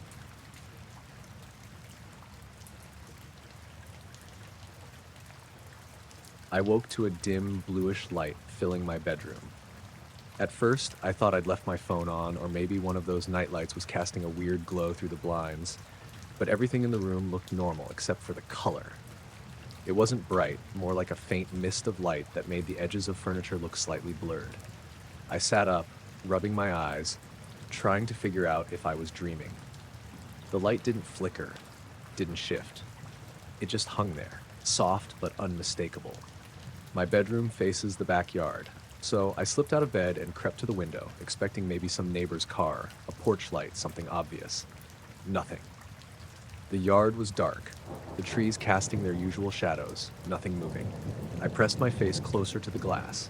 Even the street was quiet. No cars, no dogs barking, no passing headlights. The bluish light didn't seem to be coming from outside either. I backed away and noticed my digital alarm clock. The numbers glowed in the usual red, but the time? It was strange. I had woken up at 3:14 a.m., I thought. The clock read 3:34. I blinked, thinking I'd misread it in the dim light. I hadn't been asleep for 20 minutes. I was sure I'd just opened my eyes a second ago. I stepped carefully over the blanket, still keeping my gaze on the light. It wasn't coming from any lamp, not from the ceiling fixture. Nothing. It was like the room itself had developed a soft glow, as if the air had changed. I moved toward my bedroom door and peered into the hallway. Everything was normal. The hall light off, the hardwood reflecting the bluish glow from my room just faintly. The house was silent. I called out softly to my cat Misty, who sometimes sleeps in the living room. No meow, no rustle. She was probably curled up somewhere. I returned to the window, scanning again for anything. A flashlight in the distance, a drone, a neighbor walking a dog, nothing. Just dark trees and empty streets. I went back to my bed and sat down slowly, trying to shake the unease creeping up my spine. I couldn't explain the light. My rational brain was throwing out all sorts of ideas. Power surge, strange reflection, maybe some chemical reaction with the plastic in my blinds. But nothing fit. The light didn't flicker, it didn't pulse, it didn't move. It was too even, too steady. Then the faintest sound caught my attention, a soft humming, barely audible, almost under the threshold of hearing. I strained my ears. My apartment doesn't have central air, no electronics running at night except my fridge, and even that hum is familiar. But this was different. It was constant, soft, like a distant transformer, but warmer somehow. I pressed my hand to the wall. Nothing. I got up again and moved around the room, trying to see if the light changed. It didn't. And yet, I felt like something was being drawn toward the ceiling, or at least that my attention was being tugged upward. I sat back down, heart rate climbing. Misty appeared from the shadows by the door, tail low, ears perked. She stared toward the corner near my door, the light reflecting off her fur, her body tense. I whispered her name. She didn't move, not even a twitch. Then, as quietly as it had started, the light dimmed slightly, and I noticed the humming fading. I glanced at the clock again, 3:54. 20 minutes gone, just like that. No memory of any time passing, no dozing, no nothing. It was as if I'd been frozen while the world continued. I got up to check the doors, make sure nothing had come in, locked, windows closed, everything normal. I even checked the backyard from the porch door, empty, silent. Misty followed me, cautious but calm once we were out of the room. I returned to the bedroom. The light had softened even more, now almost imperceptible. I leaned back against the wall, trying to process. I couldn't find a cause. No electronics, no reflections, nothing in the yard. And yet, the room had been filled with that glow, that humming, and 20 minutes had passed in a kind of fog that wasn't sleep. I sat there for another half hour until the light faded completely. The room looked exactly as it should. Dark shadows, familiar furniture outlines, nothing strange except my pulse still racing, and Misty brushing against my leg like she'd been waiting for me to sit down. The next morning, I went over the room, checked every lamp, every device. Everything worked normally. No burn marks, no unusual reflections, nothing to suggest what had happened. The clock kept perfect time, and yet the sense of lost time lingered. I've lived here for years, alone, in an apartment that has never once given me cause for concern.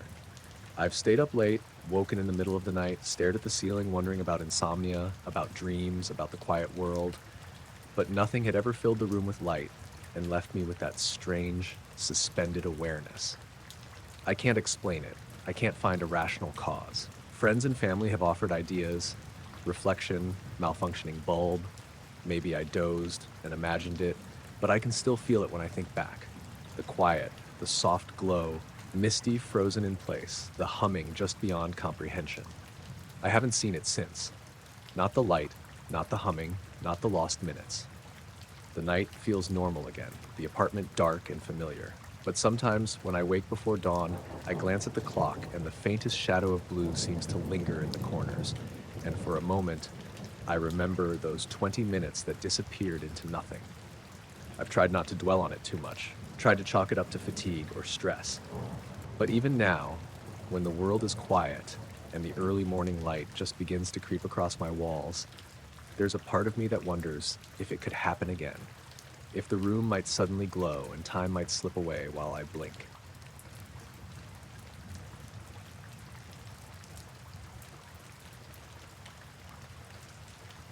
I'd been hiking the ridge trail later than usual that night. My headlamp cast a narrow cone of light over the dirt path, and the woods around me were thick with the smell of pine needles and damp earth. Usually, even this late, I could hear something, crickets chirping, frogs croaking somewhere in the distance. But as I rounded a bend, it all stopped. I froze, standing on the trail, listening. No wind, no rustling leaves, not a single insect. Even the small creek that runs off the trail was quiet, no splashing water. My flashlight beam caught on the moss-covered roots and the low branches, and the silence hit harder. It wasn't just quiet, it felt wrong, like the forest itself had paused. I exhaled slowly, trying to calm my racing thoughts. Maybe I'd just walked into a pocket where the wildlife had temporarily quieted down. Could happen, right? I adjusted my pack, shoving my hands into the straps, and started forward again, slow steps on the packed earth. Then I saw it, a soft white glow moving slowly through the trees overhead, not flickering like a lantern or a flashlight. Smooth, steady, almost pulsing very faintly. Too low to be a plane, too slow to be a drone. I've seen plenty of night flights in these woods. This was different. It moved above the treetops, just under them, and didn't make a sound. I stopped again, trying to gauge its distance. My brain was telling me it was some kind of reflection, maybe a car down the valley. But the trail I was on is isolated. There's no road for half a mile, and I could see the faint lights of the nearby town from the ridges behind me. This wasn't coming from that direction. I fumbled with my camera trying to get a photo, but the moment I turned it on, the glow seemed to hesitate, like it noticed me, and then continued along the tree line. I lowered the camera, feeling my heart beat fast. I told myself it was just a branch catching some stray light from the stars, some natural phosphorescence, anything normal. It kept moving, slow, deliberate. I walked cautiously, trying to stay on the trail but keep it in sight. Every few seconds, the silence around me would press in. No crickets, no frogs, not even the occasional rustle of a small animal. It felt like the woods had been muted, as if my presence had been amplified by the absence of normal sound. I tried calling out, "Hello? Anyone there?" My voice sounded weird, too loud, echoing faintly between the trees. Nothing answered. The glow drifted past a clearing, and I could see its shape better. Faintly oval, but hard to define. No edges, no contours, just a soft, white, steady light moving horizontally. I blinked, and for a moment I thought I lost it. Then it reappeared, a little farther down, as though it hadn't moved at all, but I'd changed position. I stopped and crouched behind a low, fallen log, thinking about calling someone, but I'd gotten out here specifically to avoid people. My phone's signal was weak anyway, just the faint bar at the edge of the ridge. I debated walking back the way I came, but every instinct told me not to turn my back. The glow didn't change speed or direction. It seemed aware of me without being aggressive. Not moving toward me, not away. Just moving, almost floating.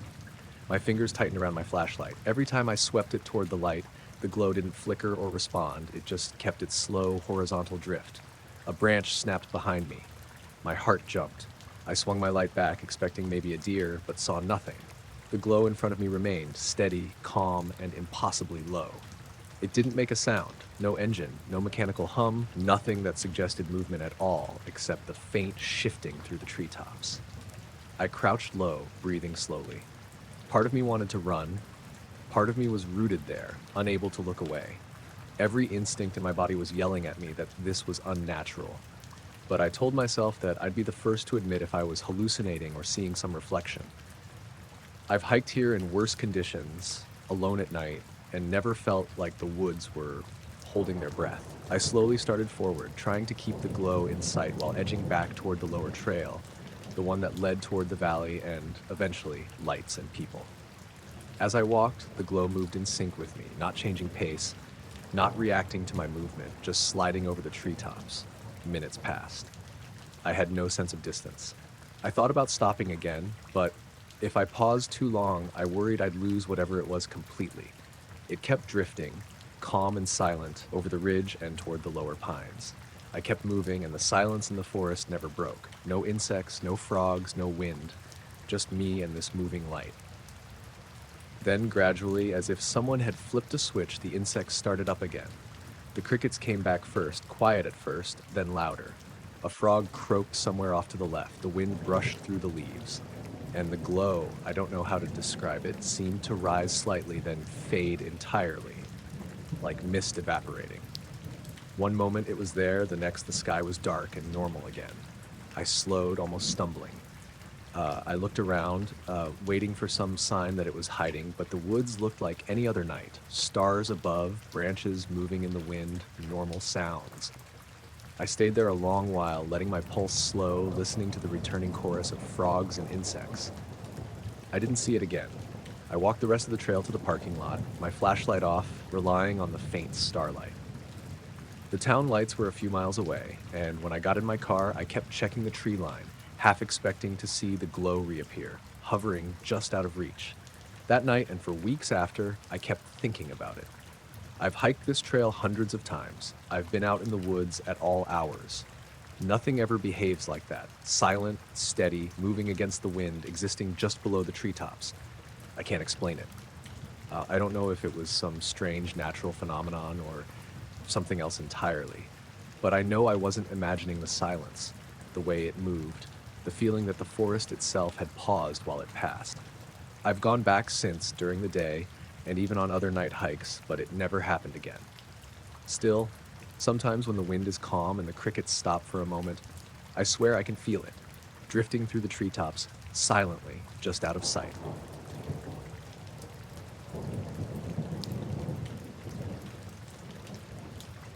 It was close to midnight when I started the drive back from Clearbrook. I'd stayed later than I meant to at my buddy Aaron's place, just sitting around his garage with a couple beers, talking about the usual nothing. He lives about an hour from me, but the way home cuts through a low valley along Route 61, and that stretch is always tricky at night. The fog builds up down there like a blanket, especially in the fall. That night was worse than usual.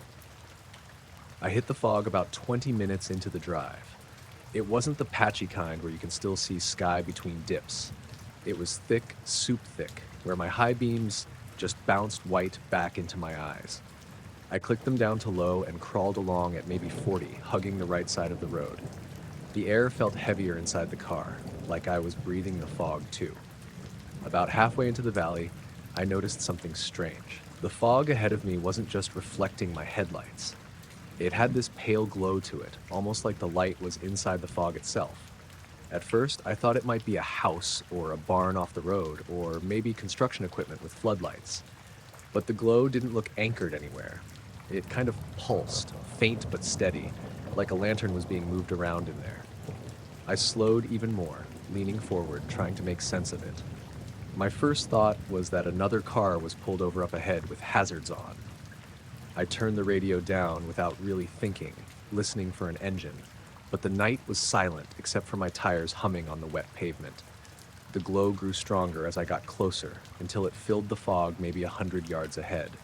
It wasn't red or orange like taillights, it was white with a hint of green, like those LED shop lights, but softer somehow. My stomach tightened. I can't explain why, but there was something about the way it just sat there in the fog, perfectly still, that felt wrong. I eased my car to the shoulder and stopped, engine idling. The glow hung there, spilling across the road, lighting the trees on both sides in this weird muted way. No shadows, no sharp edges, just a haze.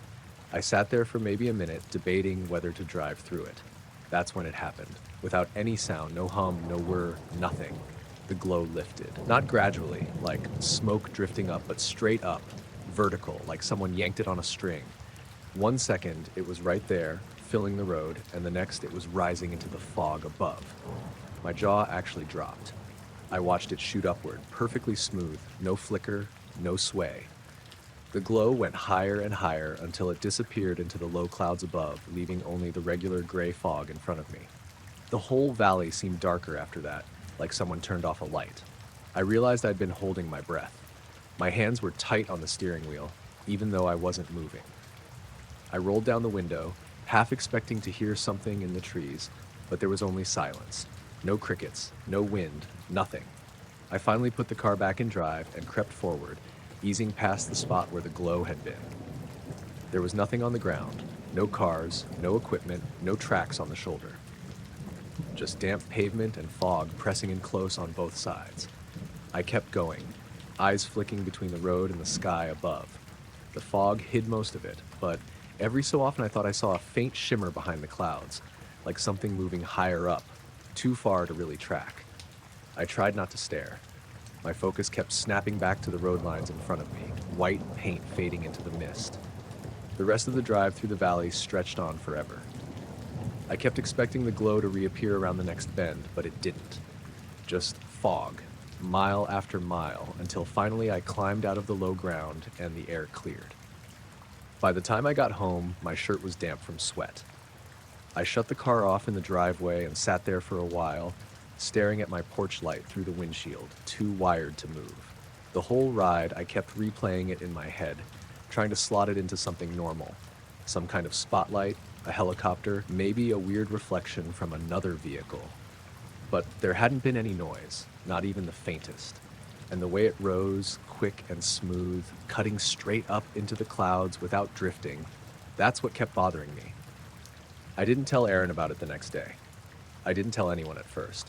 It felt too strange to even say out loud. It wasn't until weeks later that I finally mentioned it to a coworker in passing, just to see his reaction. He shrugged, said maybe it was a drone with a big light. I nodded, pretended that made sense, but inside, I knew it hadn't looked or moved like any drone I'd seen. Since then, every time I drive that route at night, I slow down without thinking when I reach the valley. My eyes always go to the fog ahead, half expecting to see that same glow waiting for me. So far, it hasn't come back.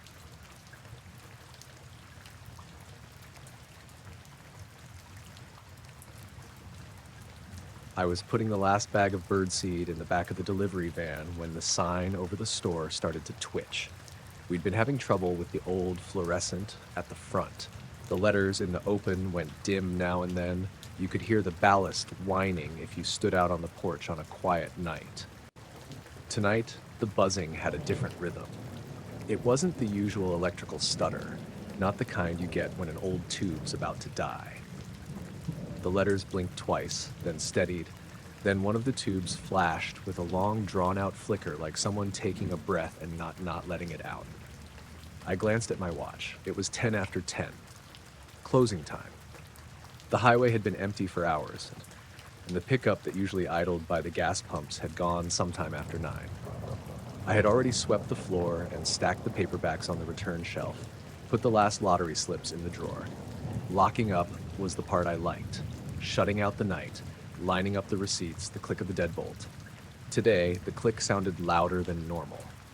As I rolled the shutter down, it was a slow, creaky metal thing that you had to coax. The flicker in the sign did that small, quick stutter again. I took it as a sign the bulb was finally giving up and made a mental note to ring Mike, the electrician, in the morning. I turned the key in the front door, the store going dark except for the faint glow from the cooler lights in the back, and one neon beer logo with a stubborn blue that never quite matched anything else. I locked the door and clicked the sign switch to off. The open went dark, but the humming from the fixture didn't stop right away. It faded into the air like a radio dropping out. I walked to the van, shoved the seat in, and as I pulled the ramp up, I saw it, up above the western tree line, a pale oval moving against the night. It wasn't a plane. There was no navigation light, no blinking. It moved too smoothly, like someone had taken a piece of milk glass and was sliding it across the sky. It was the kind of light that didn't have a source you could name. I stood with the van door halfway down and watched it trace a slow arc above the line of dark pines. Even in the street lamp's orange wash, it looked wrong. Colder, as if the night around it had been bleached. Hands full of seed bags, I swore out loud. Nobody likes the weird on a Tuesday night, especially not when you're alone and the register's in your pocket. I closed the van and walked back to the front of the store, because when something odd is out there, I still want the easy explanations. I flipped the sign back on and watched the letters sputter themselves into life. The oval was still there, drifting like a lazy songbird. I got the binoculars from behind the counter like I always do when the deer come down the road and messed with farmers' headlights. Through them, the oval didn't sharpen so much as take on a grainy clarity. It had a soft edge like fog around a porch light and a very faint inner glow that seemed steadier at the top than the bottom.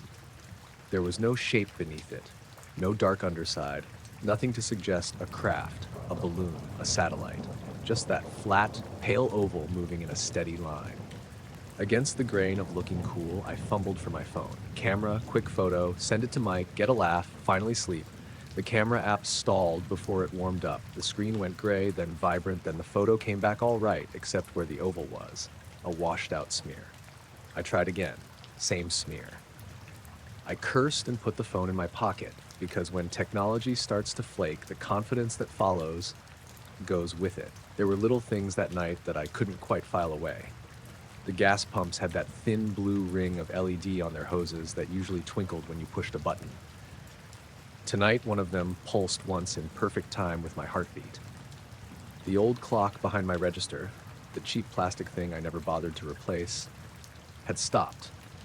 Not at a sensible time, like exactly closing time, but in the middle of a minute. The hands were a fraction shy of 12:50. I wound it. It ticked once and went lazy again, then stilled. I made a joke to myself about the wiring and everything, giving up the ghost, but didn't say it out loud. The oval kept moving. It cut over the town and slowed as if taking inventory of each roof it passed. A dog 2 doors down started yapping and then shut up. I could hear some foxes answer from the far end of Maine. My neighbor Joyce came out to her porch for a smoke. She must have seen it too because she shaded her eyes and squinted the way she did when trying to find a moonrise, though her mouth didn't shape a word. "You seeing that?" she called across the street. "Yeah," I said, because what else do you say? We both watched it drift toward the old mill and then slide on, skimming the black water of the river like a pale stone. I locked the van, took the keys, and started the walk home. It's 5 minutes at a brisk pace. Cat'll get longer if you take the back alleys and wave at the stray cats who patrol the dumpsters. I kept glancing up. The moon was a thin sliver, the stars peppered but not bold, and the oval moved slow enough that I thought maybe it was way up high and just seemed low. But every time I checked objects down on the ground, the mill wheel, the crooked radio tower, the dark fields, the oval's position in relation to them didn't change right the way distance should. It was like something had fixed it to the skyline and then painted it across the road. On the corner by the hardware store, the streetlight flickered. Once, in time with the refrigerator in my place, kicking a notch louder. Power hiccups happen. We've had them in the spring when tractors spiked the line. But this was precise, as if the grid took a breath and then let it out. A car passed with its windows steamed, and the driver didn't slow down to look. People in this town have a way of carrying on regardless. I crossed the highway under the glow of the intersection sign.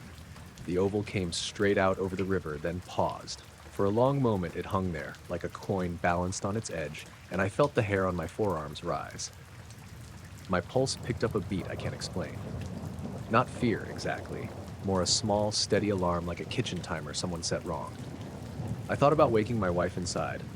She would laugh and say I was getting soft from too many nights in by myself. I did not go. The rational thing would have been to go get her, to make the weird less like a thing I'd seen alone. I stayed on the sidewalk and watched. When it finally moved again, it did so very deliberately. It didn't flit. It translated, gently, eastward, staying just above the tree line and keeping that same soft rim of light.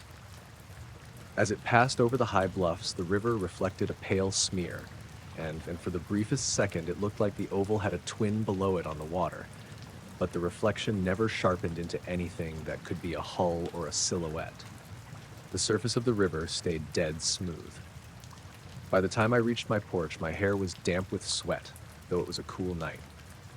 The house smelled like coffee, and the electric kettle my wife had left half on. She was at the sink, humming to the radio, oblivious. She didn't turn when I came in, didn't ask where I'd been. I told her, clumsy at first, like I was telling a joke I couldn't quite land. "There's a light," I said, "out by the mill. Weird one." She dried her hands and came to the window, slow, because she's always a slow mover at midnight until coffee does its thing. We watched the oval together. Seeing it with someone else tightened the thing inside my chest a notch. Having another pair of eyes there made the world less inclined to lie. She said it looked like an egg the moon forgot to crack open, and then made a face at herself for saying it. I laughed once. It sounded wrong. We stayed inside. The town had that late-hour quiet, cars passing now and then farther down the road, a bar closing somewhere on the far side of town. I made a pot of coffee. The radio in the kitchen went to static between songs, and then a DJ's voice padded back in like nothing had happened. The phone on the counter showed a missed call from Mike at 11:06. But when I dialed him back, his voicemail said his battery had died. That happens. He lives out by the interstate.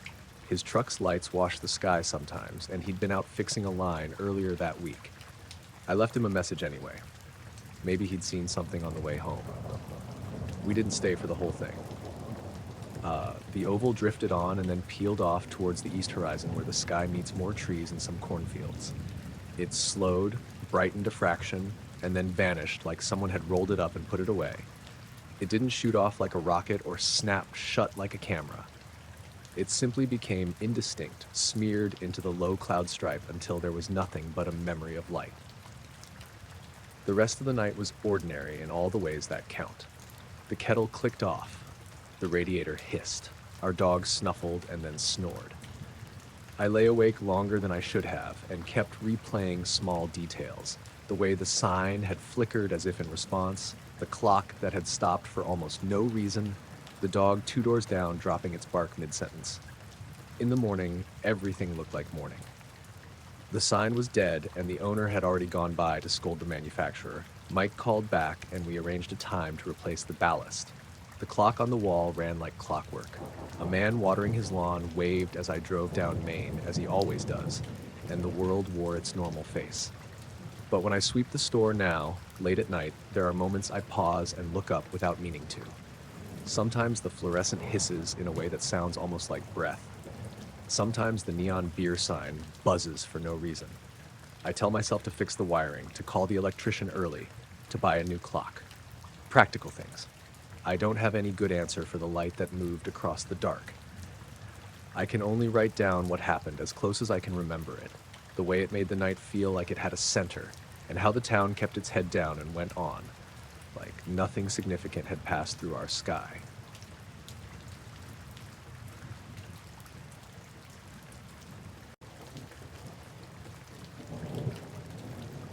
I woke to my alarm and the lake already being a different color. It wasn't the usual gold of sunrise or the iron gray of pre-dawn. It was the sort of pale, flat light that comes right after a fog has settled into a place and decided to stay. I knew the sound of the campsite before I even opened my eyes. The creak a block over, the low tremble of someone else zipping their tent, an owl finishing whatever it had started. I rolled over and grabbed my phone to shut the alarm off, still half asleep, and then I heard it. A soft, regular tapping on the outer wall of the tent that wasn't the normal dawn noise. I sat up because the tapping had a rhythm to it, like someone dragging two stones together slowly. The tent fabric shifted as Max, my little mutt, moved under the covers. He was already awake, pressed against my feet. I unzipped the flap and stuck my head out, expecting to see one of the other campers, some teen with a frisbee, a jerk with a coffee can he thought was funny. It was 8 in the morning, the kind of hour where people are usually moving around, making smoky breakfasts. The campsite was empty. Chairs folded, coolers zipped, a stack of firewood, damp with last night's rain. When I looked out over the lake, the tapping stopped. The sound had come again only twice more, and then nothing, as if whoever had been doing it decided they were done. The water was this low, milky sheet, and the trees on the far shore were just silhouettes. That kind of fog that hangs on a lake in early September makes distance feel like a lie. Things look both closer and farther than you expect. I stepped out, barefoot on the cold ground, and the world smelled like river rock and wet canvas. I made coffee and watched steam rise into the fog.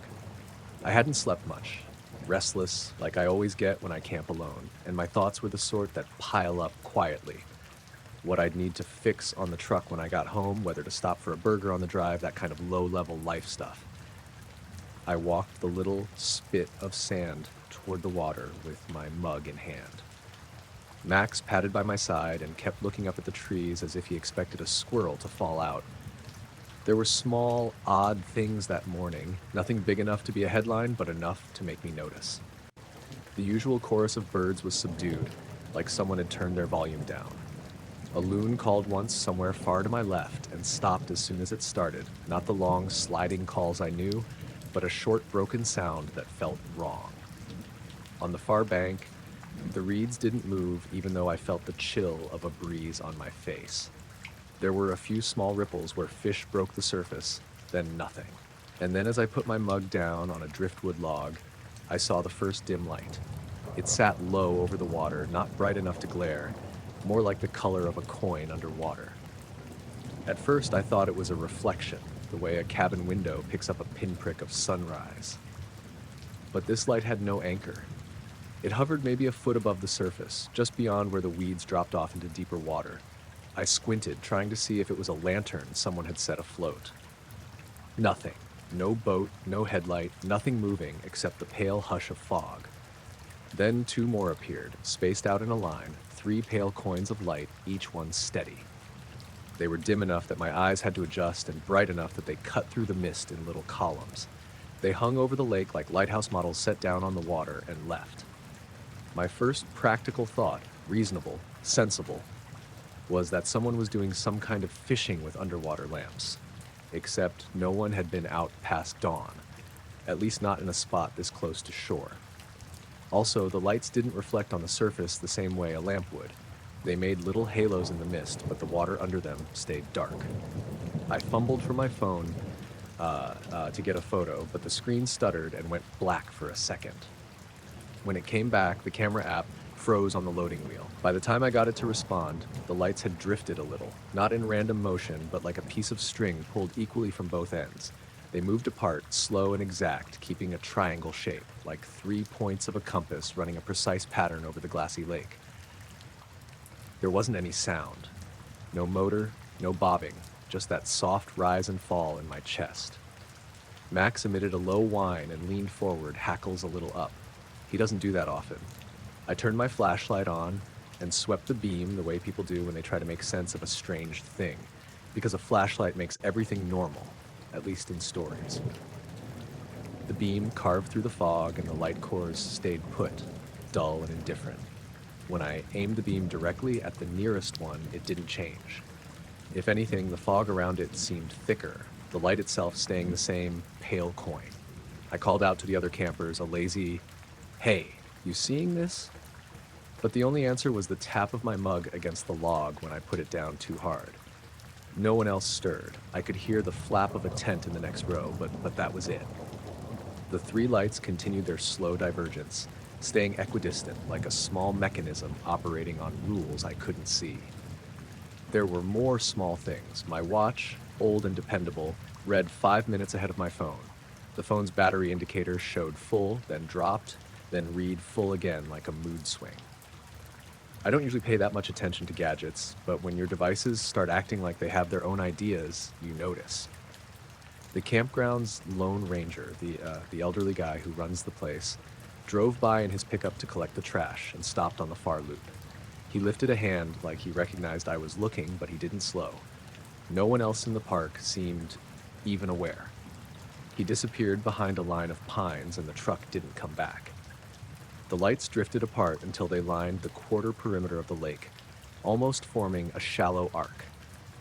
When one of them passed over where the reeds met the water, I saw a faint disturbance beneath it, like the reflection of something moving under the surface. But when it passed, the surface smoothed as if nothing had been there. That made me slide another step closer to the water, because humans are built to close distances and to look. I shuffled forward and my sneakers made half a false step on the wet sand. I tried to take a picture again. The phone wouldn't cooperate. The camera app would open. The screen would show me the pale light as a blur. Then the image would smear and go black where the lights were, as if the camera couldn't handle that particular frequency of brightness. I tapped the button, swore softly, and put the phone away. It felt stupid to stand there pushing buttons while something quiet and impossible moved in front of me. The morning thickened into that horizontal glow that comes just before the sun finds its way through fog. The lights synchronized. They slowed, then they turned with the precision of someone adjusting a joint.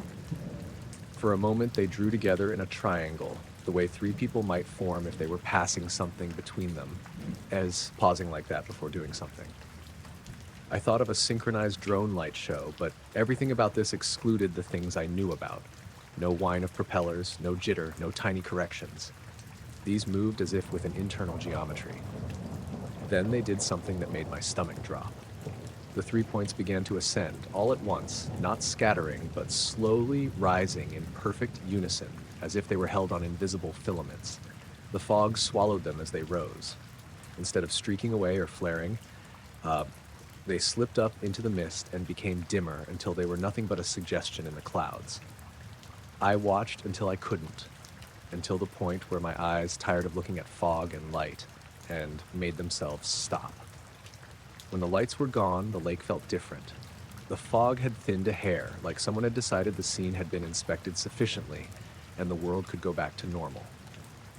Sound settled back into its usual rhythm, the creek, a distant generator kicking on at one of the cabins, a dog barking somewhere over the hill. But nothing around me moved to explain what I'd seen. No boat engines, no people on shore, no discarded lanterns, no glowworms. My phone behaved itself again, the camera app responsive, battery steady. The watch matched the phone. It all looked normal and reasonable, like the morning had never held anything strange. I sat on a log and tried to think it through. For a while, I just sat there, not drinking the cold coffee, letting my pulse come down. My hands had that small tremor you get from too much adrenaline and not enough breakfast. I felt exposed in the middle of the clearing, like someone had taken a marker and drawn a border around the day. Eventually, I went back to the tent and packed with slow, precise motions. There wasn't any logic in leaving right away. It was only a few miles back to the highway, and I'd been looking forward to sitting in traffic with a burger, but I didn't want to spend another hour in that particular light. On the walk back to the truck, I passed the ranger's office and saw the man outside, fixing the screen on his pickup. He glanced up, and for a second his face was oddly unreadable. "Morning," he said, then went back to his screwing and didn't ask about the lake.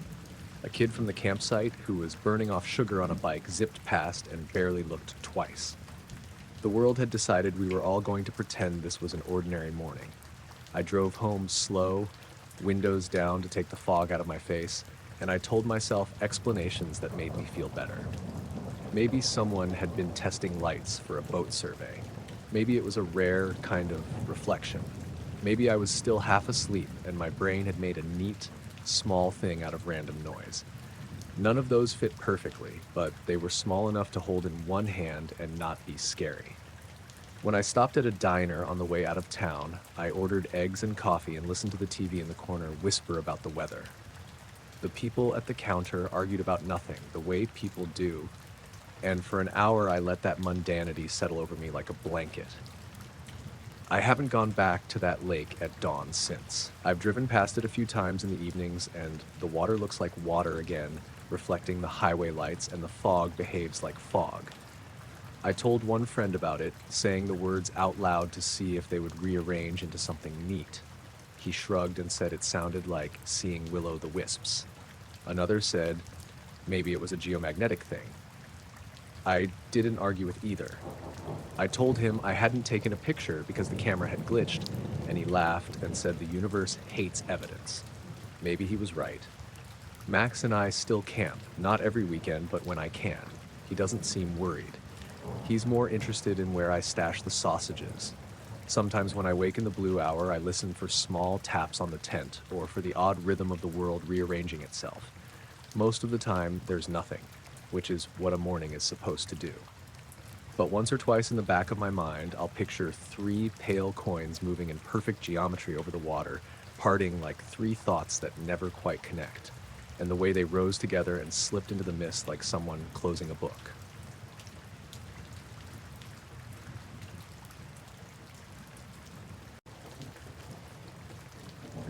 Milo stopped mid-step and would not move, which was the first thing that felt wrong, because Milo never paused on our evening walks, unless he had a squirrel in his sights. He planted his front paws, head tilted up, ears forward, and his tail went still. I tugged the leash the way I always did when he fixated on something, light, patient, then tried again more firmly. He didn't budge. We were halfway down Maple Lane, the cul-de-sac empty, except for a single car idling at Mrs. Alvarez's driveway. It had rained earlier, the pavement still holding puddles that caught the last of the light, and steam rose from the gutters where the drains clogged with leaves. The streetlights were on, a few minutes earlier than usual, the soft yellow cylinders that made the puddles look like small moons. I remember thinking the evening smelled like damp concrete and cut grass, and for a second, I thought maybe Milo had picked up a scent on the wind. He was staring straight up. I followed his line of sight. At first I couldn't see anything but low clouds, a smear of gray that had drifted down off the ridge. Then I saw it. A rounded, darker shape moving against the lighter clouds, disc-like and just faintly luminous around the edges, like someone had rubbed a bit of light into the air. It wasn't bright. It wasn't a spotlight. It was the absence of stars where the sky should have been, soft, almost a shadow against the cloud, sliding slowly and silently across the patch of sky above the row of elms. The sound of Mrs. Alvarez's radio through her window cut off mid-song, like someone had reached for the dial and gone hands-free. The breeze that had been moving the leaves stopped altogether, and the street felt smaller, like everything had contracted a few degrees closer to the houses. Milo's chest rose and fell. He was completely still, not pulling or whining, just fixed. I said his name once, twice, and heard my voice come out thin in the quiet. I tried to get my bearings. The disc kept moving, steady and even. It traveled behind the tree line, altered the view of the clouds for a minute, then emerged over the tops of the elms again, perfectly level with the power lines. For a moment, it seemed to hang directly over the transformer on the corner, and the lights on the poles swung gently, as if nudged by something I couldn't hear. Then they dimmed, one after another, in a slow sequence from our side of the street to the far end of the cul-de-sac. When the porch light at number 9 winked out, I saw my neighbor through his kitchen window, frozen with his hand on a coffee mug. My phone was in my jacket pocket because I always carry it now. Old habits. I fumbled for it, grateful for the small rectangle of familiarity, and opened the camera. The screen showed the same sky as my eyes, but with a slight delay, as if the phone was catching up. I raised it, pointed, tapped the record icon. The screen stuttered once, then the image froze, pixels holding the exact frame while the little red recording dot blinked like evidence that something should be happening. I lowered the phone. The scene moved on without it. The light on my phone went black for a second, then came back with a quarter charge showing instead of the nearly full battery it had an hour ago. A dog barked somewhere 2 streets over. It barked twice and stopped completely, like its owner had called it silent. The insects were gone too. No mosquito whine, no distant cicada hum. The usual nighttime soundtrack had been swallowed. The air tasted like metal or like pennies, which made me notice the metallic tang at the edge of my own tongue. I remembered being taught as a kid that when the streetlights dim at once, you should look up. I don't know why, but I remember the phrase like a warning. The disc moved again, crossing the slice of sky above the small park. It was bigger up close, an unadorned oval, and the way it obscured the clouds made the patch of air under it seem thicker, not just darker. It drifted with no angle to its movement, as if it had no concern for wind or gravity, just a planned, straight line across the sky. I noticed the lines of its edge, rounded, not sharp like a shadow cast through fog. There was a faint pearly sheen to it, but no color, no patterns, nothing mechanical to indicate a craft or a drone. No navigation lights, no blinking strobes. Mr. Chen came out on his porch then, in slippers and a robe, holding the remote he'd meant to use to shut his garage. He squinted up the way we were all squinting and called, "Is that a?" and trailed off. He didn't say anything else. His face registered the oddness along with the rest of us, the silent agreement that words could not hold what we were seeing. He walked back inside without turning his head. Milo's head was still tipped back. His eyes shone glassy in the yellow light. I crouched, keeping one hand on the leash and one on his collar so he wouldn't bolt, and the leather of the leash felt cool and damp under my fingers. I wanted to move, to go closer to the street, to follow whatever path that shadow took, but an odd reluctance held me there, like someone else's hesitation had seeped into my bones. A car on the main road a quarter-mile away came into view, lights bright, then it slowed and turned off as if the driver had been waiting for an opening. The driver sat with the car idling, the silhouette visible through steam rising from the hood. The disc crossed directly above that car, and for an instant it looked as though the light from the vehicle might touch the underside of the oval, but nothing happened. The driver shook his head and pulled away like he decided the site was private business. He drove past us slowly, not stopping, and someone in the car leaned forward and pointed. I think I offered a wave without thinking, latch on to routine. He nodded once and kept going. The disc kept going, too. It crossed the sky in a way that made the stars around it seem to flinch, hiding for a second behind its shadowed band, then came out on the other side with the same faint glow. There was no sound, no rush, no wind. The hum of my own heart felt loud enough for me to hear it in my ears. The leaves of the elms rustled when the disc passed, but oddly, the rustle didn't match the motion. You could tell the trees were reacting to something, but the physics of it made no sense. When it reached the far side of the cul-de-sac, it did something I didn't expect. It tilted. Not a roll or spin, just a slight angle like tilting a plate to look at it edge on. For a breath, it thinned into a long shadow and the light in its periphery dimmed further. Then it straightened and continued, moving away toward the ridge where the town fell away into the pines. I watched until it slipped behind the dark line of trees and my eyes could no longer find it. The streetlights returned to normal at almost the same instant, one by one, like someone had turned a dial.